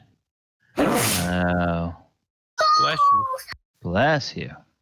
I'm going to put Faldor on. Okay, so I have 1, 2, 3, 4, 5, 6 characters and the zombie. Good. All right, so Fallisher, where... Oh, Chris, can you go ahead and roll initiative? I don't see it yet. It's on. Is it? Yeah, I rolled 2. I have a 10 for Mulek. Is it not showing for you? Oh, yeah, 17. Okay. No, 17's mine. Kenneth rolled 6.14. Yeah, I'm looking for Fallisher. I'm looking for Chris's. I don't see Chris's. Oh, Chris is valid. I thought. Do you guys see Chris's on your list? No, I don't see it. I don't see it either. Okay. Oh, yeah, no. I do see it. It's 10. His first initiative was 10.16. Oh, 10. I'm sorry. I'm getting Mixed up. Getting characters mixed up. My apologies. Okay.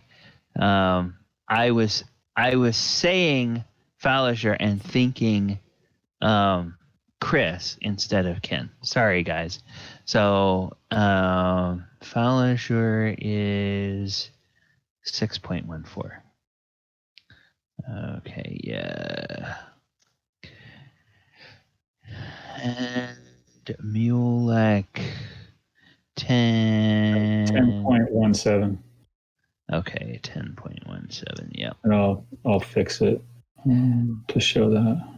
Okay, and Baldur, yours was 17, and there's no duplicates, so we don't have to care about the residual.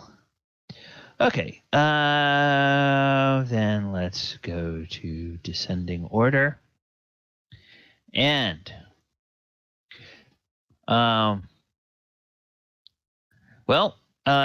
let me go back to Faerun. You see the zombies.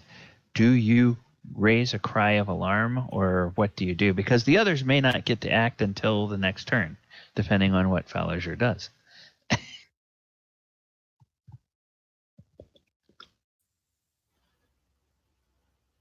Aljar look at Thalden and be like, raise his hat. I think we're being attacked by undead. It's And time to rock and roll. he'll shout, we're under attack. Okay. Well, that is going to... I'm not going to make people roll to see if they hear and wake up. I'm just going to say that wakes you all up. You all are adventurers. You're used to getting shouted awake in the night. So, Osprey, you are up first. You smell and see some undead shuffling across the road in the direction of the wagons. What would you like to do? Okay. Moving up toward to the truck in the north. That's as far as I can go. Ready. Attack with longsword should one come within range that is a zombie. Okay, no ranged weapons. Not at this point. Okay. All right. That is fine.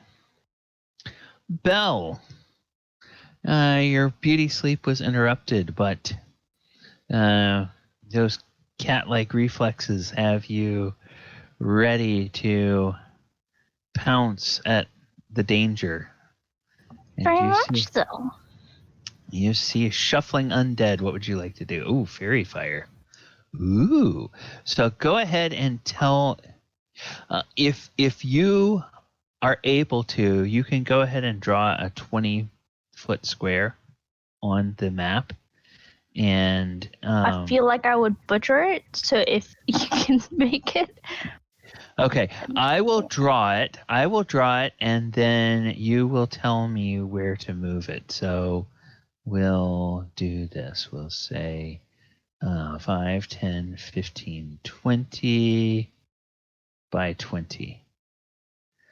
So now you could get 3 of them there if you put the 20-foot square there. Or you could get 3 of them there if you put it there. You could get 3 of them there if you put it there. So you can get a maximum of 3. It's just a matter of which 3 do you want. Do you want the 3 closest to you? The ones in the middle. I'm trying to make one, but I'm not sure if you can see. Yeah. We're in that area. Okay. So you can all of you guys see the square that I put on the... Yes. Okay. So now this area, each object in a 20-foot cube. Okay. Now they have to make a Dex saving throw. And what is your spell save DC? It's 13. 13. Okay. Fortunately for you, these are zombies, which their Dex ain't very good. So, oh wow, one of them passes. One of them has a -1 for dex roll. 2. Okay, so we're just going to go top to bottom, and we're going to say that this guy is outlined in spooky light, and this guy is outlined in spooky light. They shred and a 10 feet radius of light as well. yes, And anyone attacking them has advantage. yes, and you get to decide, is that spooky light green, violet, blue, green, or violet? Violet. It's It's the violet. closest Okay. thing to red, so Okay. All right. So they are glowing violet. This guy is glowing while he is in the area, but when he walks out of the area, he will no longer be glowing. These other two guys will continue to glow because they failed their saves.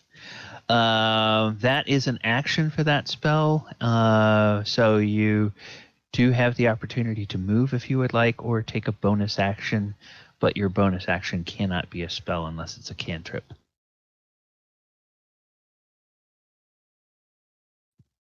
okay. Okay. Falador. Alrighty.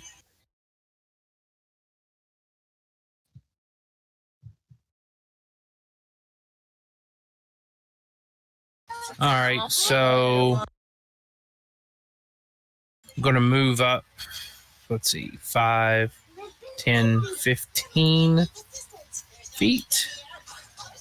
And do I have line of sight? I mean, I can see them. I imagine they're bright as can be on this one. Ping, whichever one. Yeah, so ping. Oh, I didn't mean to do that. Okay, I can get rid of that. Well, yeah, that one. Thank you. Okay. Yeah, Yeah. Okay. So this guy you want to, yeah, I mean you can see, you could see him. Perfect. I'm gonna hit him with my Brock is big, but he's not that big. 10-4. Okay. Oh God, not that with advantage. So let me roll again.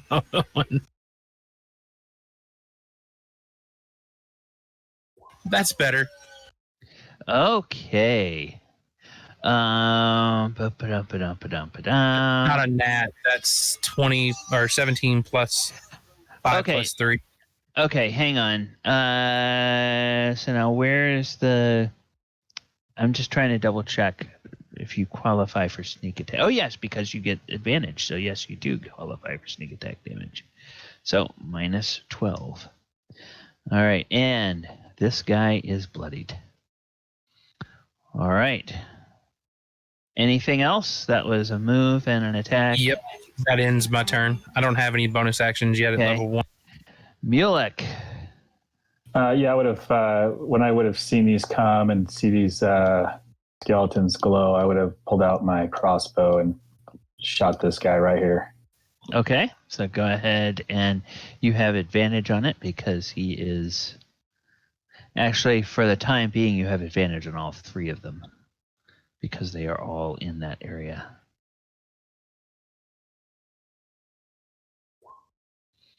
$16. That will hit for 4 points of damage. Okay. All right. And anything else? Did you want to move or? Yeah, 5, 10, 15. I'm just going to move back behind this wagon. Okay. And Brock, it's up. You are up.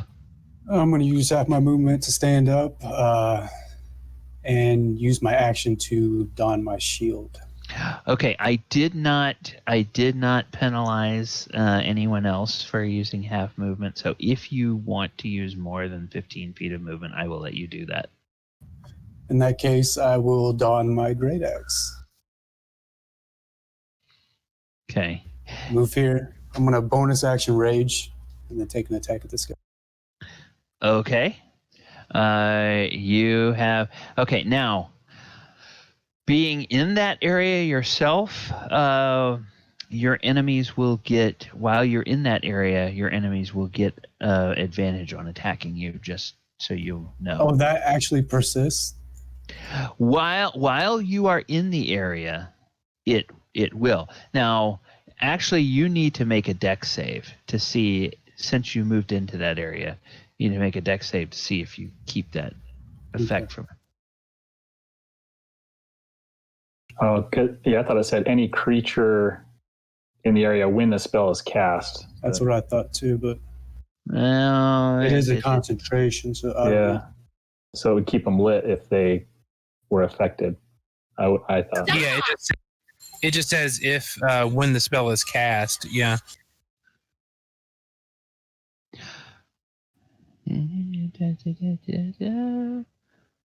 And I don't think the other one, since he passed his dex, wouldn't glow, because I think it just sticks to the one so that we all know, hey, these guys are affected.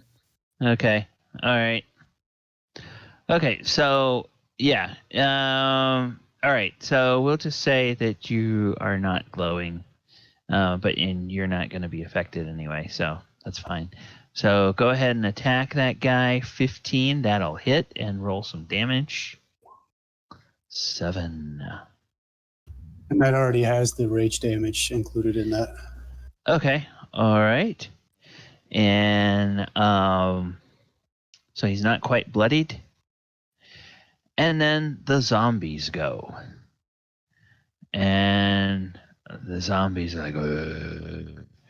And the one that's right there next to you, actually, this one's going to come over here, and this one's going to turn and come over here because you just came so close to them. So they are all going to attack you with a slam. So you have 3 slam attacks incoming, one from each. 14. I think that's gonna miss. Yeah, I'm at an 18 without the shield. Okay. 20 that will hit, and 15 that will miss. So and I'm raging, so half, that would be 3, right? Rounded down. Yep, -3. Okay, and then okay, yes, and you are at AC 20. All right, so those 3 come in. How smart are these guys? These guys are very dumb. So I'm going to give them each dice rolls, low or high. So high. All right. So they all just keep going at their 5, 10, 15, 20. 5. And this is 5, 10, 15, 20, 5, 10, 15, 20. He winds up over here. And then this guy,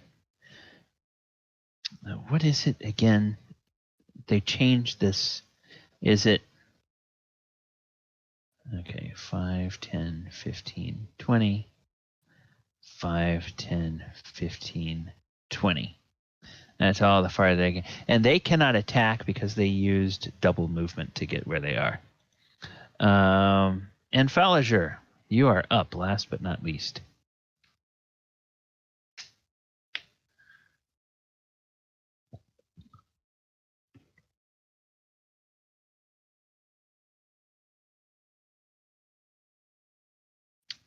Falliger, are you with us?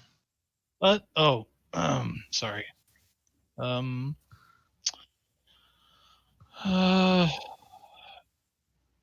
Okay, so we got some taking some damage. Let's go over and beat on this thing again. Okay.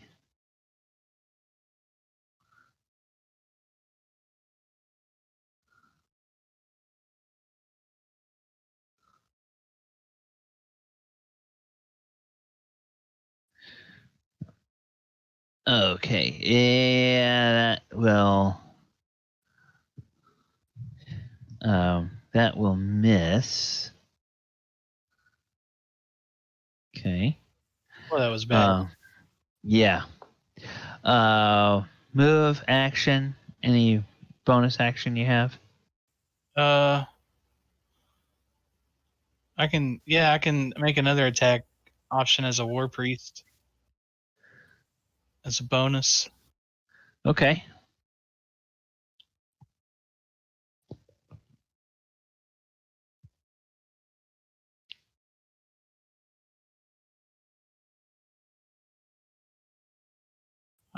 That went twice, but okay.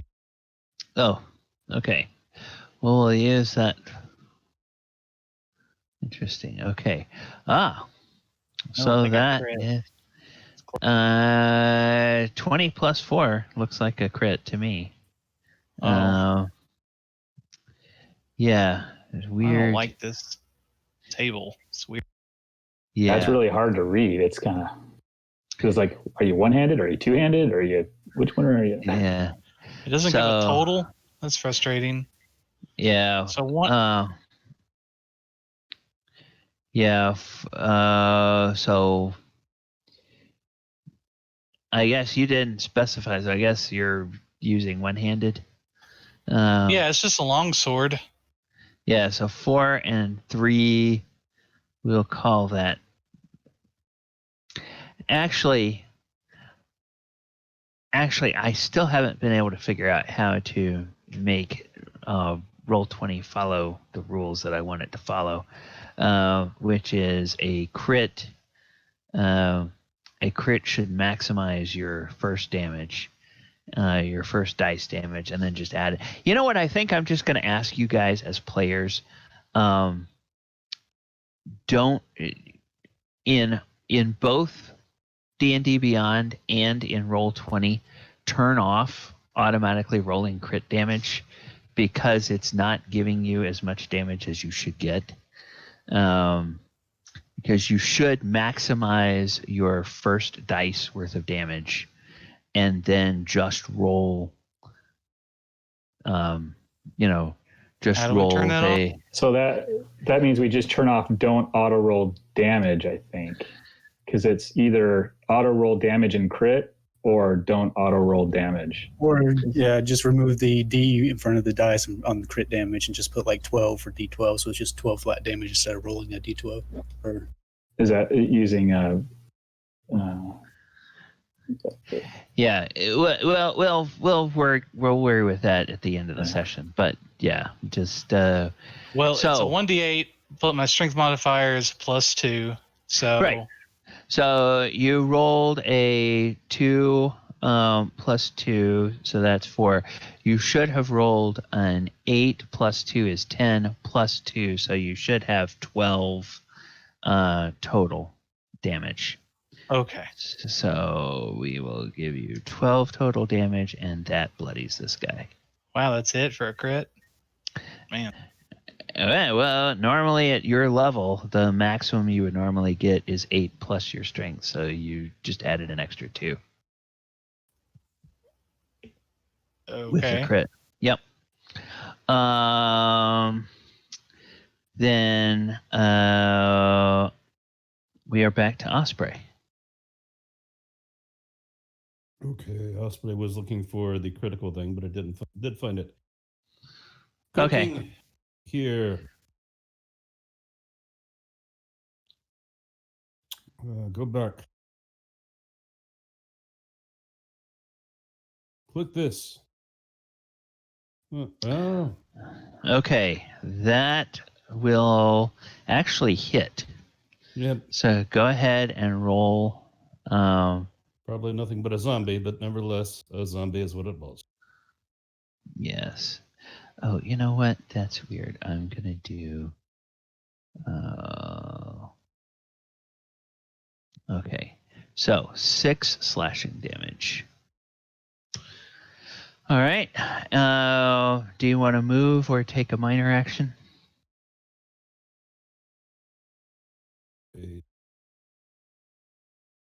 Okay.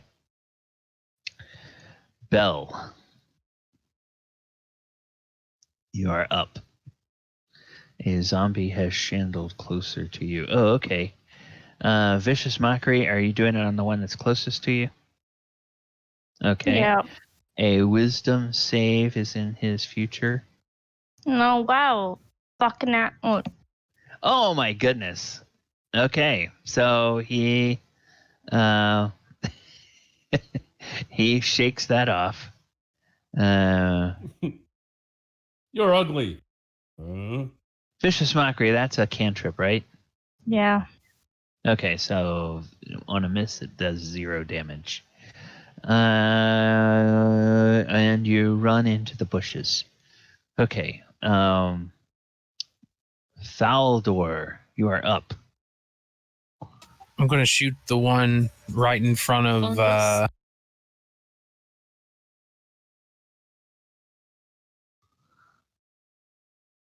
Failure. Yeah, I'm gonna shoot the one in front of Failure. Okay.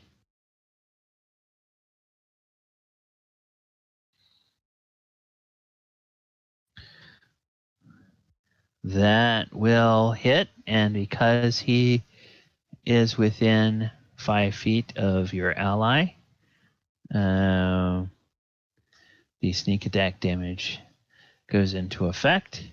Now, see, it did yes. that. Yeah, he's still up. Okay. Belle, were you trying to say something?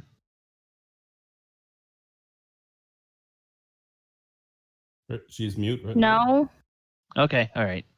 No, I'm just going to end my turn right there. Okay. Mulek. Okay, I'm gonna. I see this one right here. I grab this little device out of my pocket, and I assume there's these there's rocks and boulders all around because I see all these kind of scattered around. So I see a small boulder that weighs between 1 and 5 pounds. I throw this little device at it, and it forms around the boulder and launches it at a catapult right at this guy right here.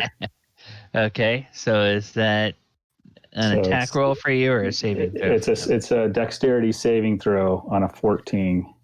Okay, so go ahead and click the spell so that everybody sees what that is.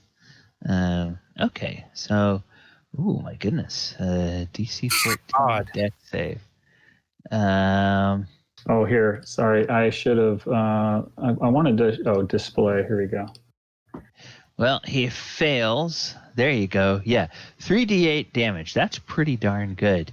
So minus 18 because he fails his save, and he is bloodied. It takes it hits him in the upper arm, and it just takes a big chunk of flesh, rips a big chunk of flesh off of his upper arm, and now most of the bone between the shoulder and the elbow on that arm is exposed from where that thing hit. But the zombies just and I'll move 5, 10, 15, 20, 25 right there by that rock. All right. Brock, you are up. You are in what they call a target-rich environment. Are we doing what's the word I'm looking for? Flanking. No. Okay. 5e, there is no flanking is an optional rule, and it's just it's kind of hard to keep track of, so we'll just not do that.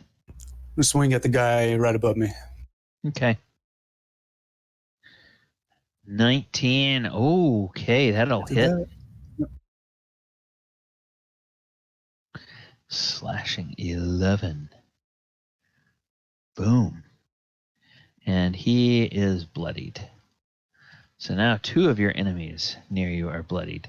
Do you have a bonus action you want to do? I do not. Okay. All right. And good, cool. Tracking the rage. Very cool. And then the zombies go. Well, they're gonna see how that works with the with their attacks against the barbarian. So attack the first is a miss. Attack the second is a miss. Attack the third is a miss. Swish, swish, swish. Okay, then these guys have some decisions to make. This zombie is going to attack Osprey. So he will try to slam Osprey. Oh! Okay. Okay, so now wait a minute. So it should be. He should get 6. 7. 6 plus 1. 6 plus 1 is 7, and then he should get just a 4. So 7 and 4, so he should do 11 points of damage. Oh no! Oh no! Just like in the match with Chris Jericho. Oh my goodness. Okay, so and he gets a red and a green, and then we will see how he does with those. And the zombie just shuffles on. Then the other zombie will look at Falajur and will make an attack.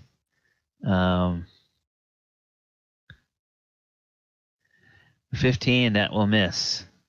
And then the final zombie will go 5, 10, 15, 20. 5, 10, 15, and cannot do anything. He's just slowly chasing Mulek across the battlefield. All right, but Osprey falls to the turf. Falajur, you are up. Okay.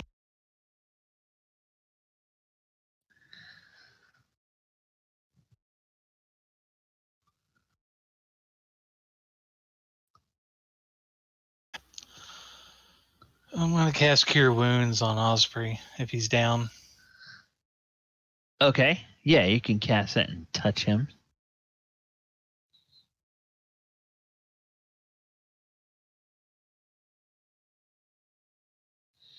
Oh, 8 points of damage, or 8 points of healing. Okay.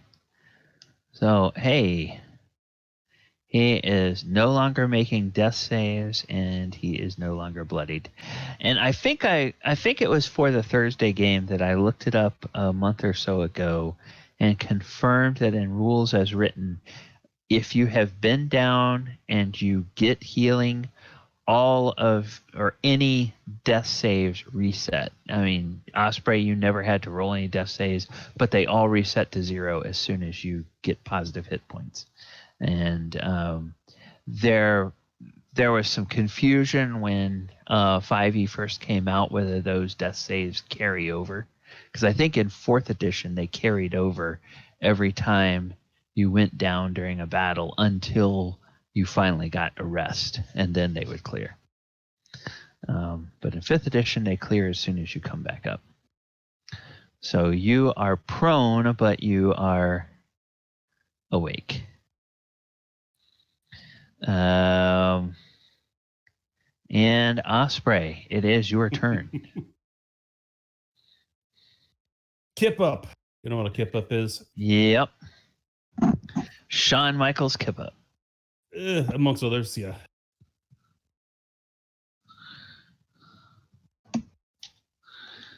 Go Ace. Oh, that'll hit for 10 points. Oh, well, which one are you hitting, first of all? Oh, let's just assume that it goes here.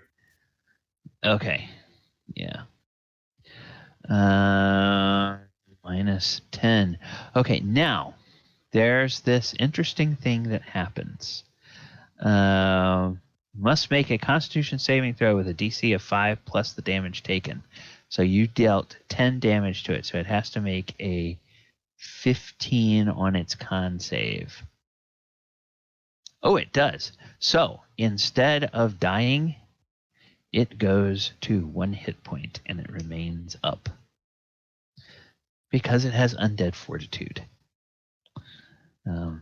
That's the nasty thing about zombies in this edition.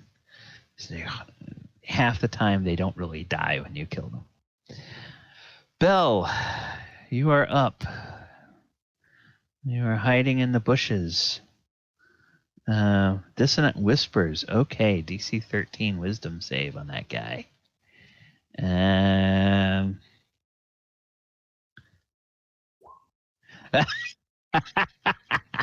Wow. That's the one that a nat 20. Now it's got a nat 1. Okay, so 5 and 13 is 18, so it needs to make a DC 18 con save. And if it survives, it has to use its reaction to run away. And it fails, and it... Okay, how does your Dissonant Whispers kill this or destroy this undead? People can see, like, the spell, right? That's up to you. Is there any visual effect to your spell? What would the visual effect of your spell be? If there is, there would be, like, little red notes going around the zombie and then, like, just attacking it. Okay. So these red notes fly around the zombie, and it just takes its kind of clawed hands and starts tearing at the flesh of its own head and starts ripping its own skin off, and then it falls over and it dies. Because it hurt its head so much. Okay, that was your action. Do you want to move or take a bonus action? My bonus action is my bardic inspiration that I'm going to give to this one. I can't read his name because Baldur. Yeah. Okay. We will go ahead and we will say that you are inspired like a lightning bolt. Reminds me of old stories from Uncle Finn. Good God. That'll be my turn. Okay. And Baldur, you are up. Hit the one that got back up after Osprey just whacked the crap out of it. Okay.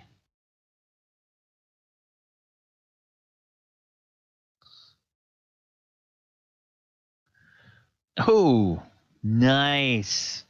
Total damage of 12. So 12 plus 5. It needs to make a 17 con save. And it does not. So how do you kill it? I'm going to shoot it right between the eyes. Okay. It's a short bow, so the arrow pierces it. You all hear the skull crack, and the head of the arrow pokes out the back, and the zombie turns and looks at Baldur, and it kind of reaches up a hand to try to grab the shaft of the arrow, but then it just falls over and dies. Nice. And I'm almost in my turn right there. Okay. Mulek. Hey, that zombie just clawed its face off in front of you and died. He's gone. So I saw that, and then I'm seeing this commotion over here. So I go 5, 10. I see this guy right here. So I whip out this little small revolver looking thing, and I spin a wheel to the grease setting, and I shoot out a stream of grease right at this location, and I think that covers it's 10-foot square, right? So it would be like just this area. So you want a 10-foot square centered. Just centered you want it right here. You want it here? Is that the one you want? Okay. Yep. All right. So it's a dexterity saving throw against my. What's your spell save DC? It's 14. Dex save of 14. Oh, and he is Prone. prone. Boom. Okay, he is prone. Ugh. Now,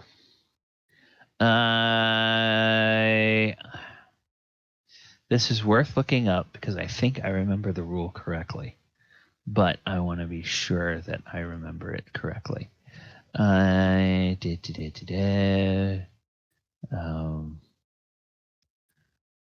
Greece. And then okay.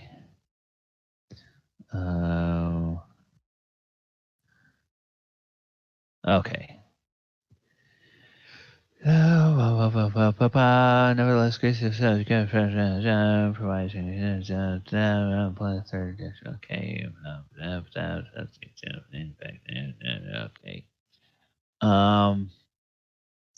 Wow. Just trying to look to see if they have made a ruling somewhere on whether the 5th edition version of Grease is flammable or not. No, I don't think so. Okay. Web is, but not Grease. Yeah, okay. So using that logic, it specifically says web is flammable, but it doesn't say Grease is, so Grease is not flammable. All right. Well, the spell Grease. Well, if you Grease spell is not. It's the word. Yeah, but if you web someone and you shoot a firebolt at it, then it adds fire damage to Right. if they're in the web. Yeah. Yeah. If it but was named oil, then I would understand if it was flammable, but grease, Yeah. All right. So Mulek, you gonna move or you did move? You did action. Any bonus action? No, I don't have any bonus. Yeah. Brock, you are up. All right, I want to attack this guy here, but I want to activate my clockwork amulet. It gives me a D10 automatically on the D20 on an attack roll, so that'll make the attack at a 16. Okay, that's good. That will hit. So go ahead and 15 damage.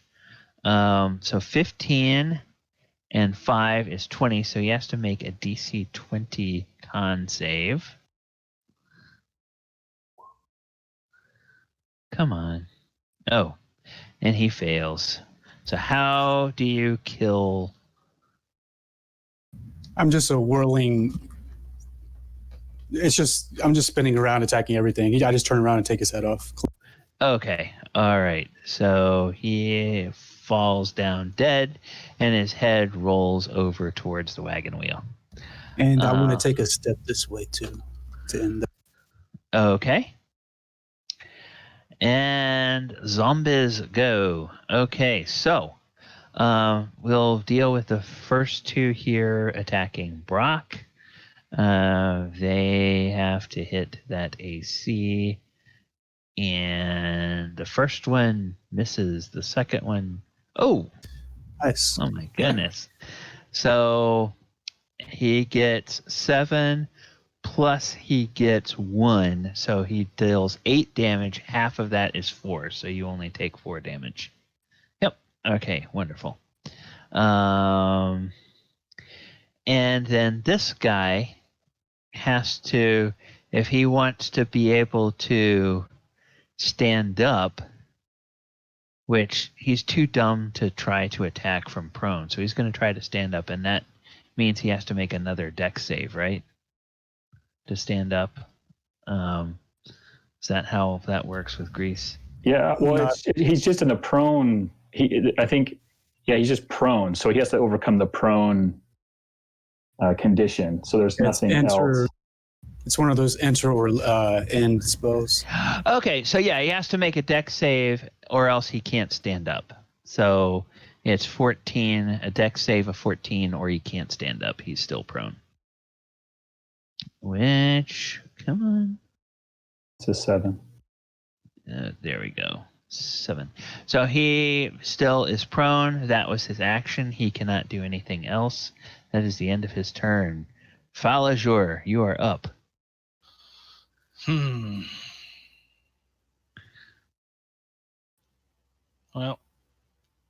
I'm gonna walk over here, kind of drop my sword blade down into the dirt, and I'm gonna touch this zombie. Okay.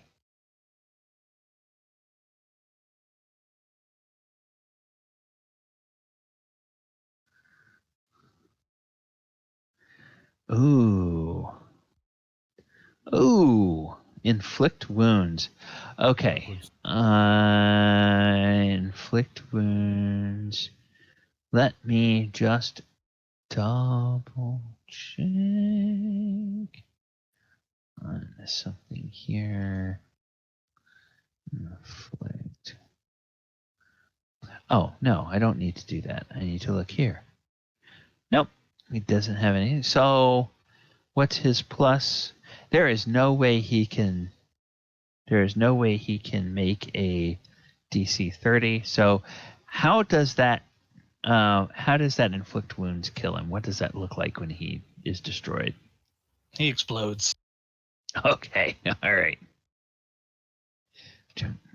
Minus 25. Okay.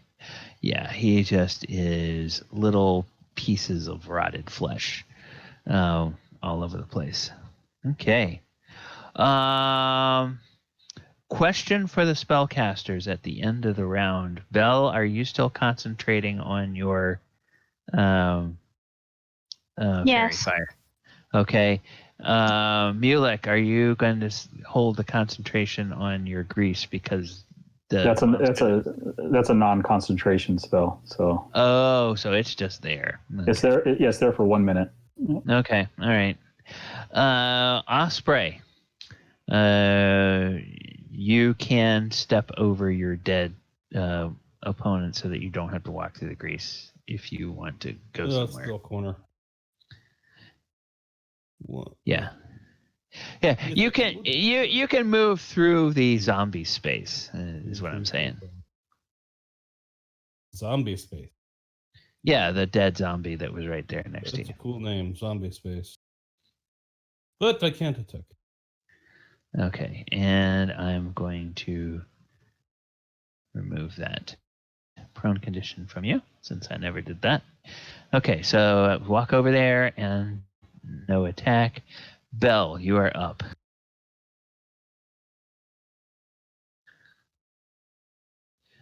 Yeah, there's only one enemy left on the battlefield, and it's all the way over there. 2. 2. Oh, there's 2. Okay, yeah. And DC 13 wisdom save 60 feet. Okay, vicious mockery. So he One is, by the big rock. yeah, let's see. Oh man. He shakes that off. He turns and he looks at Belle and he makes a rude gesture at Belle. Do spells get advantage or no? Is it an attack roll? No, it's not an attack roll, so no, it doesn't. If it were an attack roll, then yes, it would get advantage. So like things like Firebolt or something like that. Yeah, firebolt or something like that. Yeah, that would get advantage. Okay, so that was a movement. That was a attack. Did you want to have a minor action or anything that you're doing? What type of day is it? Like, is it morning, afternoon, night? No, it's night. It's right. night. Second watch at night. My watch. Then I'll use another Bardic Inspiration on Brock. Okay.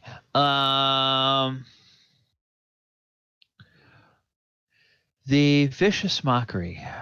Is that a? It's a cantrip. Yeah, but is it an action or is it a bonus action? Action. Okay, so yeah, that's with the economy of actions. What you have to worry about is if your cantrip is a bonus action, you can then cast another spell. But if your cantrip takes a whole action, you cannot cast a second spell. Yeah, so you won't be able to do the bardic inspiration this time. Well, inspiration is a class action. It's not a spell, right? Oh, is it? It's a class, yeah. Okay, and it's a bonus action to do. Mm-hmm. Okay, then yes, you can.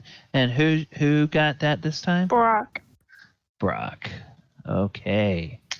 Well, we will use the little lightning bolt. Can for you him. link your inspiration thing?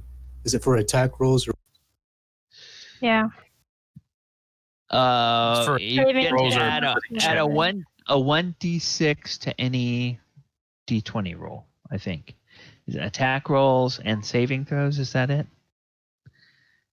Yeah. One time within the next 10 minutes. Oh, so anything. Cool. Yeah.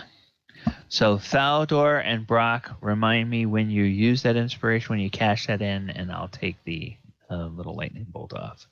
10-4. What? What's Brock's last name? Boulder Breaker. Okay. Brock Boulder Breaker. Okay, so Thaldor. Since Brock is within 5 feet of this guy and he's lit up like a Christmas tree, I'm about to hit him with my short. Oh, yeah, and you will have advantage on the attack. Oh, nice. So, okay. So, yes, we will take that 11. So, 11 and... Yeah, okay. So, minus 11. He is now bloodied. And that's all I can do. Okay. So turn right there. Mulek, you are up. All right. I'm going to go 5, 10, 15, 20. I've holstered my little gun thing and lift up my light crossbow, and I'm shooting at this guy right here. Okay. And you get advantage because he's glowing like a Christmas tree. Oh, wait a sec. What happened here? That's not what I want to do.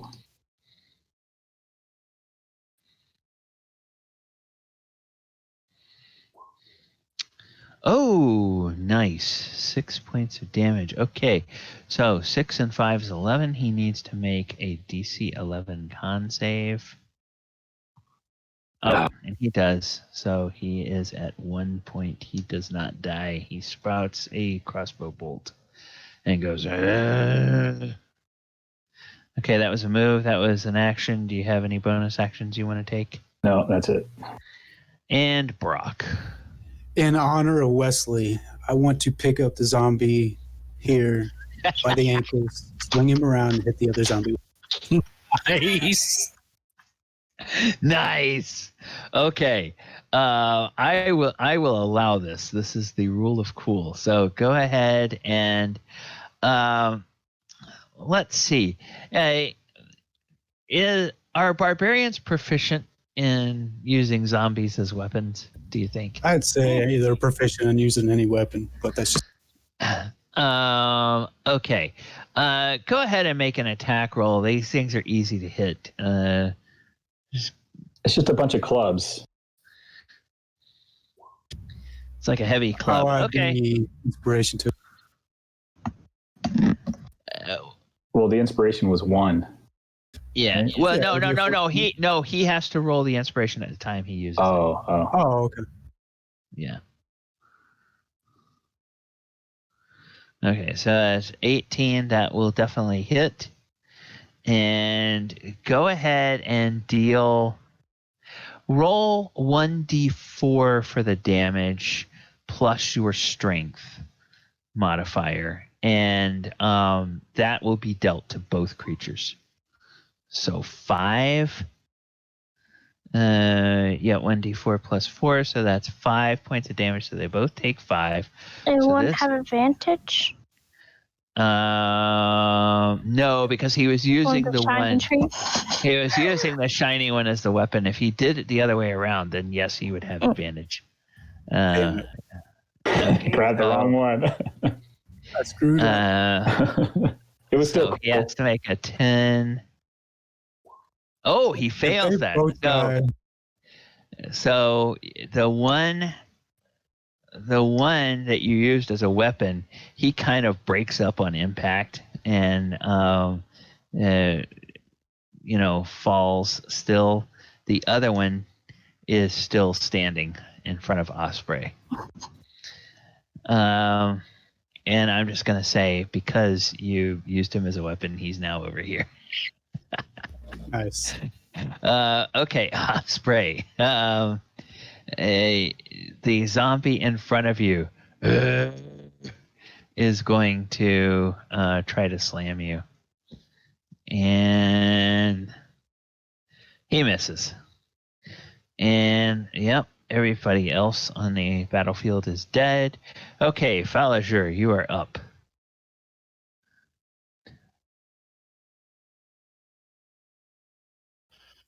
I'm gonna melee swing this guy. Okay.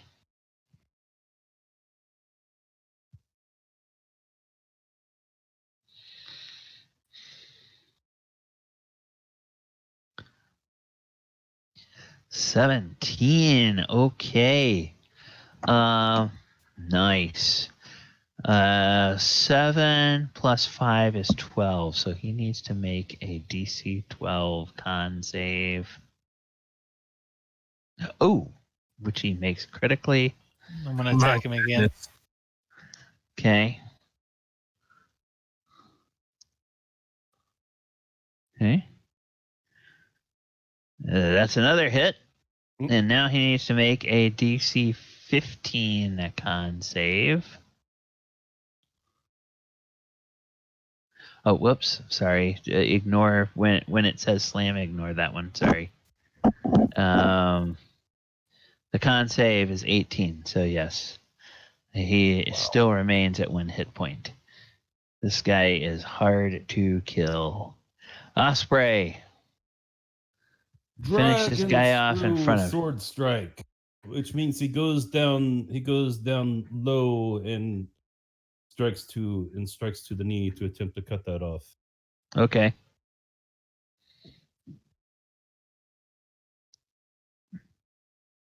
Oh, tried to get fancy and he missed. It's really I just want to impress on you guys how hard it is to miss a zombie. And a couple of you have done it, so you should feel proud. Belle. Vicious mockery added. Okay.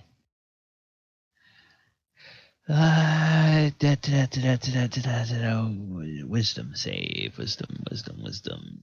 Which these things are not. Oh my god. Okay, vicious mockery. Just do not use that on zombies. These are smart zombies.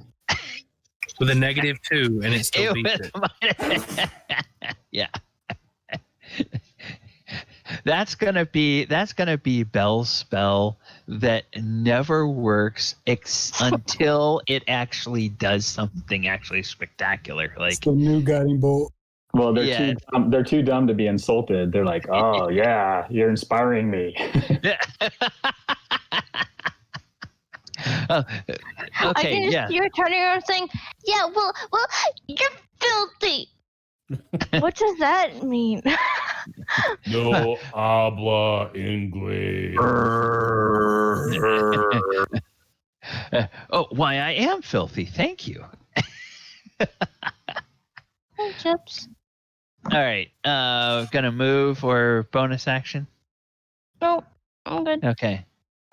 Baldur, you are up. Brains. I'm sorry. Hold on. Since they're so close, I'm just going to attack it with my short bow. Okay.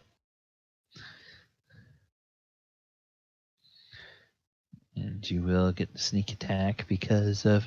Oh, that's a hit. Total of 10. So it has to make a DC 15 con save. Dolls will stay. Oh, and Yay. it doesn't make it. So it sprouts an arrow. Once again, it reaches up to try to grab the arrow, and its hand just kind of doesn't work right, and it falls over, and it is destroyed. I just whistle real loud, look over at it, go, "Hey, you!" And then it just when it looks at me, that's when I just loose the arrow. And several things happen simultaneously. As the last zombie falls, you guys notice that up and down the line of the caravan, there have been several other groups of zombies that have attacked the caravan, and those are getting repelled. We're just going to narrate those. Those wind up getting repelled.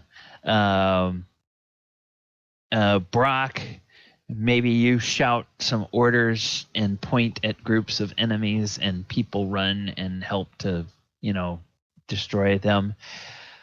And then there's sort of a big bonfire where everybody, pulls the corpses of the zombies into the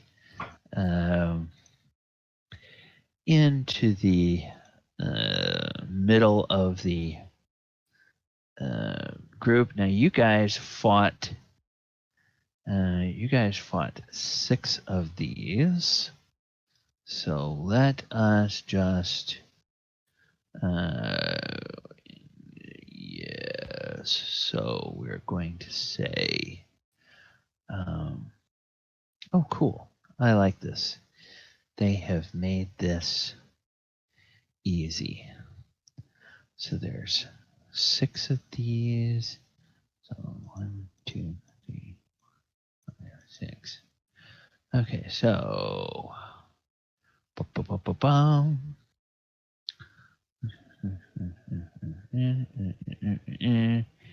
and that's going to be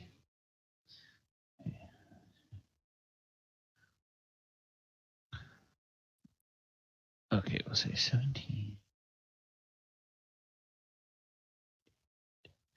Okay, 34 and 17. Okay, you guys, after you go through the ragged clothing that all of these zombies have, you find a total of 51 copper pieces. And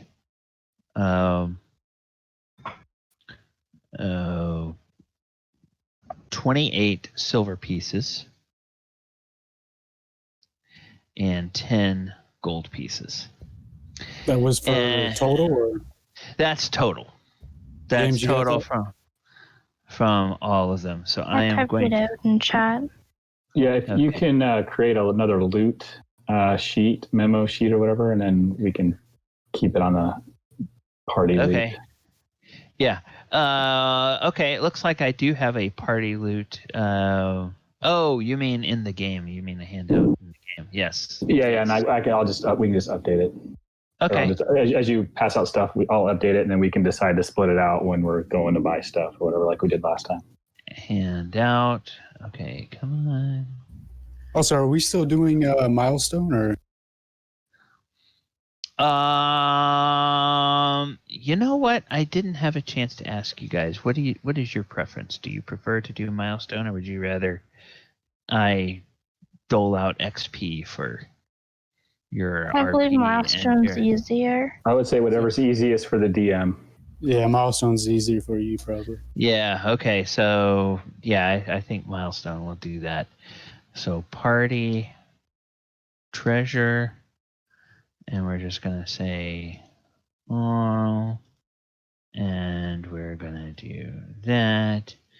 And oh, whoops, no, not that. It's all okay.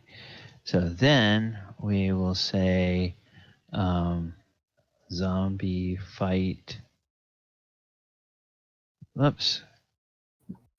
Session 1. Boom. 51 copper, 28 silver, 10 gold. Okay, so that is now in your I see it. journals, and I've already put in the total from this fight. So, all right, very good. And as the last of the zombies are fought off, the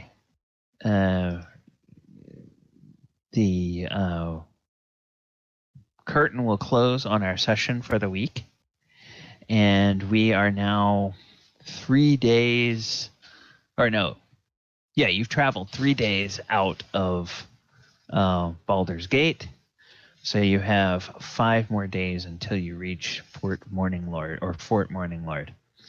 and there's a big huge bonfire with the zombie corpses. Everybody is able to get a full rest for the evening. The caravan master and some of the other leaders will call people together, including Brock, and will say that because the caravan was attacked at night, they will not leave at first light as they normally do. They will wait an extra hour before striking camp, and the people who had to fight can get some extra rest during that time, and they will do a real thorough scouting of the area. And so it might be 2 or 3 hours after daybreak before the caravan heads off, and they'll just plan to travel a little bit later in the day than they normally would, because they normally go. They normally travel for a total of 12 hours, and 2 whole hours of that is rest. There's like a half hour rest in the middle of the morning, and then a full hour at lunchtime, and then a full hour in the middle of the afternoon. No, another half hour in the afternoon, so that that adds up to 2 hours worth of breaks. And they, feed the animals and water the animals and things like that, as well as letting the soldiers and the other folks on the caravan get a little rest and get a meal during those breaks. All right. Well, that will conclude our session. We will be back at it next week. Same Twitch time, same Twitch channel. Like I said, I will touch base with Wesley during the week, see what's up with him, and verify that he will be joining us when he gets an opportunity, and we will continue with the game.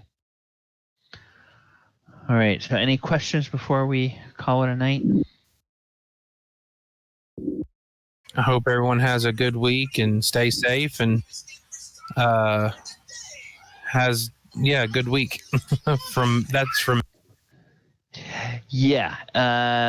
Everybody stay safe and have a good week. It's as things start to open up,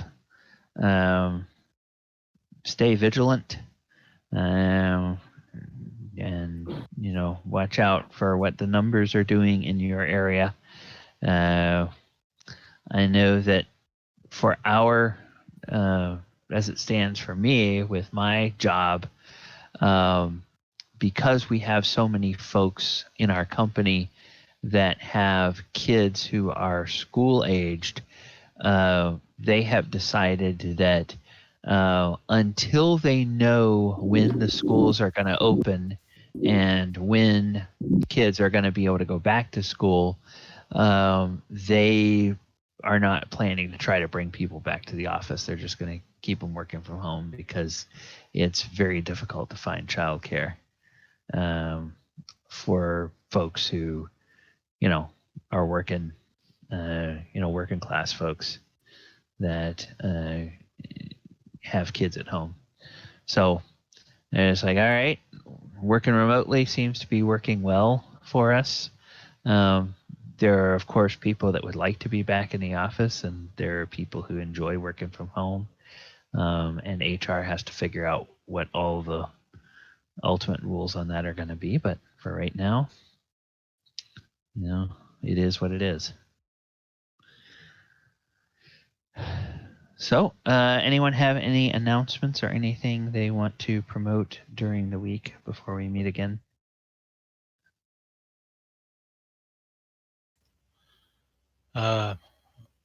Vernon joined our Sunday game, I guess. So Yeah. that's cool. Yeah. That is cool. Character coming to Ravenica. Yes. What character did you decide on?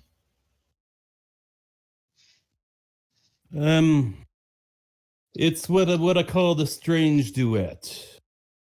Is this the mask I wear? It's my voice you'll hear.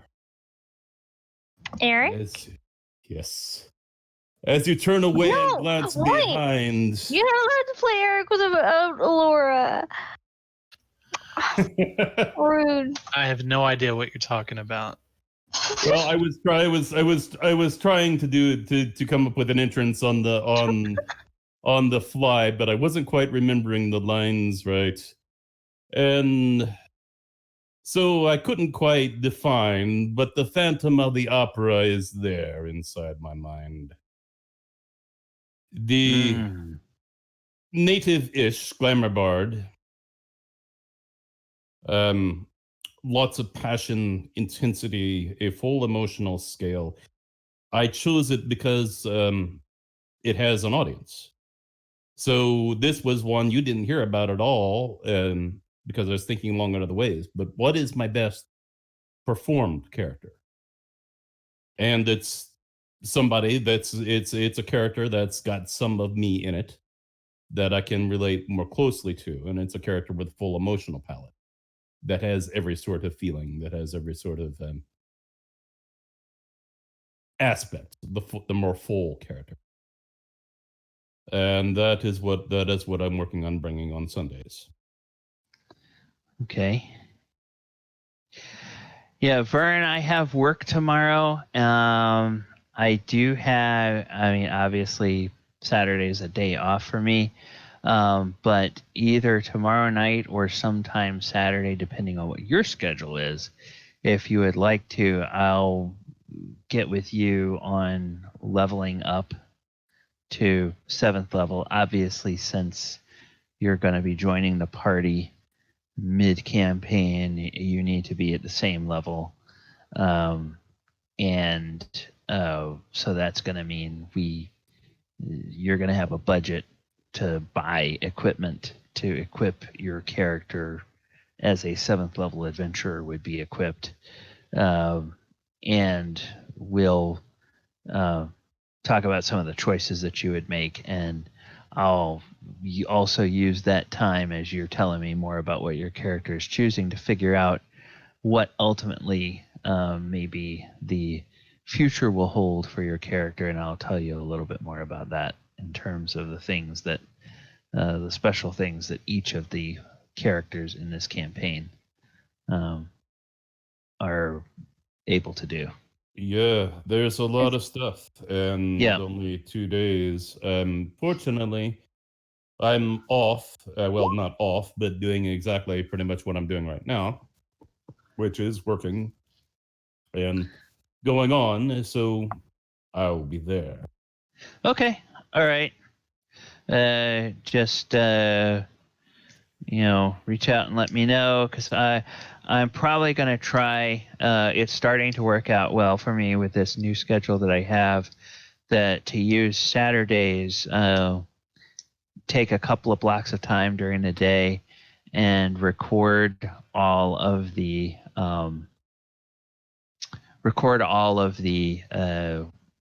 weekly little videos that I do for YouTube. Just do them in a couple of blocks and then upload them and schedule them to post during the week. And then schedule them on my blog to go live after they go live on YouTube. So it relates to. I'll tell you what, guy. You've got more on your schedule than I've got on mine. So you should reach out to me because I'll be sitting here at this computer unless I'm eating or unless I'm working out. Okay. So all right. It's going to be easier to do this at your disposal, and it's not going to make me a bit of difference. Okay. Well, if I can help you in any way, reach out. The only thing, maybe we could get the mechanics of the character on rolling. Is it? Because I think that's the only thing that I don't need Galabon for, if I understand this correctly. Sure, we can spitball and theory craft how you want to play your character mechanically. No, I got theory. I got all the theory in the world. I'm talking about just rolling for the character, rolling for the character stats at level 1. I could probably get it through level 7 from there on my own too. Eric's been level 10, so I know where he's coming from. Okay. And yet we still haven't revived the angel. So, what do you mean mechanics then? Oh yeah, so Vern, it would be the same. I simplified the mechanics for a couple of people that joined the party later on because it just was too hard to try to explain the in-person rolling system that I used to use. It's 5d6 for each stat. Drop the lowest 2. Keep the 3d6. And then once you know all of those 3d6, you arrange them in whatever order you want. That's your stats. Then you apply whatever racial bonuses. Okay. Go with the races that have been published in a published format. Do not use homebrew races. Do not use unearthed arcana races. Well, you already know what I'm doing. Yeah. So you're set there. Those are all good, and I think I know what you're doing at least initially for class. And then that would just be then as you're trying to build your class, there might be some questions if you look at anything that is possibly marginal, like maybe it's UA, maybe it's not UA. I would just steer away from anything that says UA when you're looking at features or backgrounds or what do they call it, colleges for bards, and if you multi-class, whatever the specializations are for your whatever the subclass options are for your other class, stay away from your own thing on that. So yeah. It seems like I can get them to level 1 if Kenneth will put up that thing that they gave before, the 5d6 thing with the brackets. Then I can put that in. That'll get it to level 1. The go past level 1 with your system, I think requires some special formulations, which means you should have better stats with that. With that, what he's giving you, better than what we started with. It was pretty complicated, but this is really easy the way he's having you do it. Yeah. Just show me the bracket thing, the 5d6 thing. I'm gonna head off to bed. So good night, guys. All right. Good night, Ivy. Thanks for joining us. Thank you for the game, Gally. And good night, stream. Thank you. I'm going to go ahead and end the stream. Appreciate you guys hanging out tonight. Thanks a lot for the session, Gally. See you next week. Yeah, I got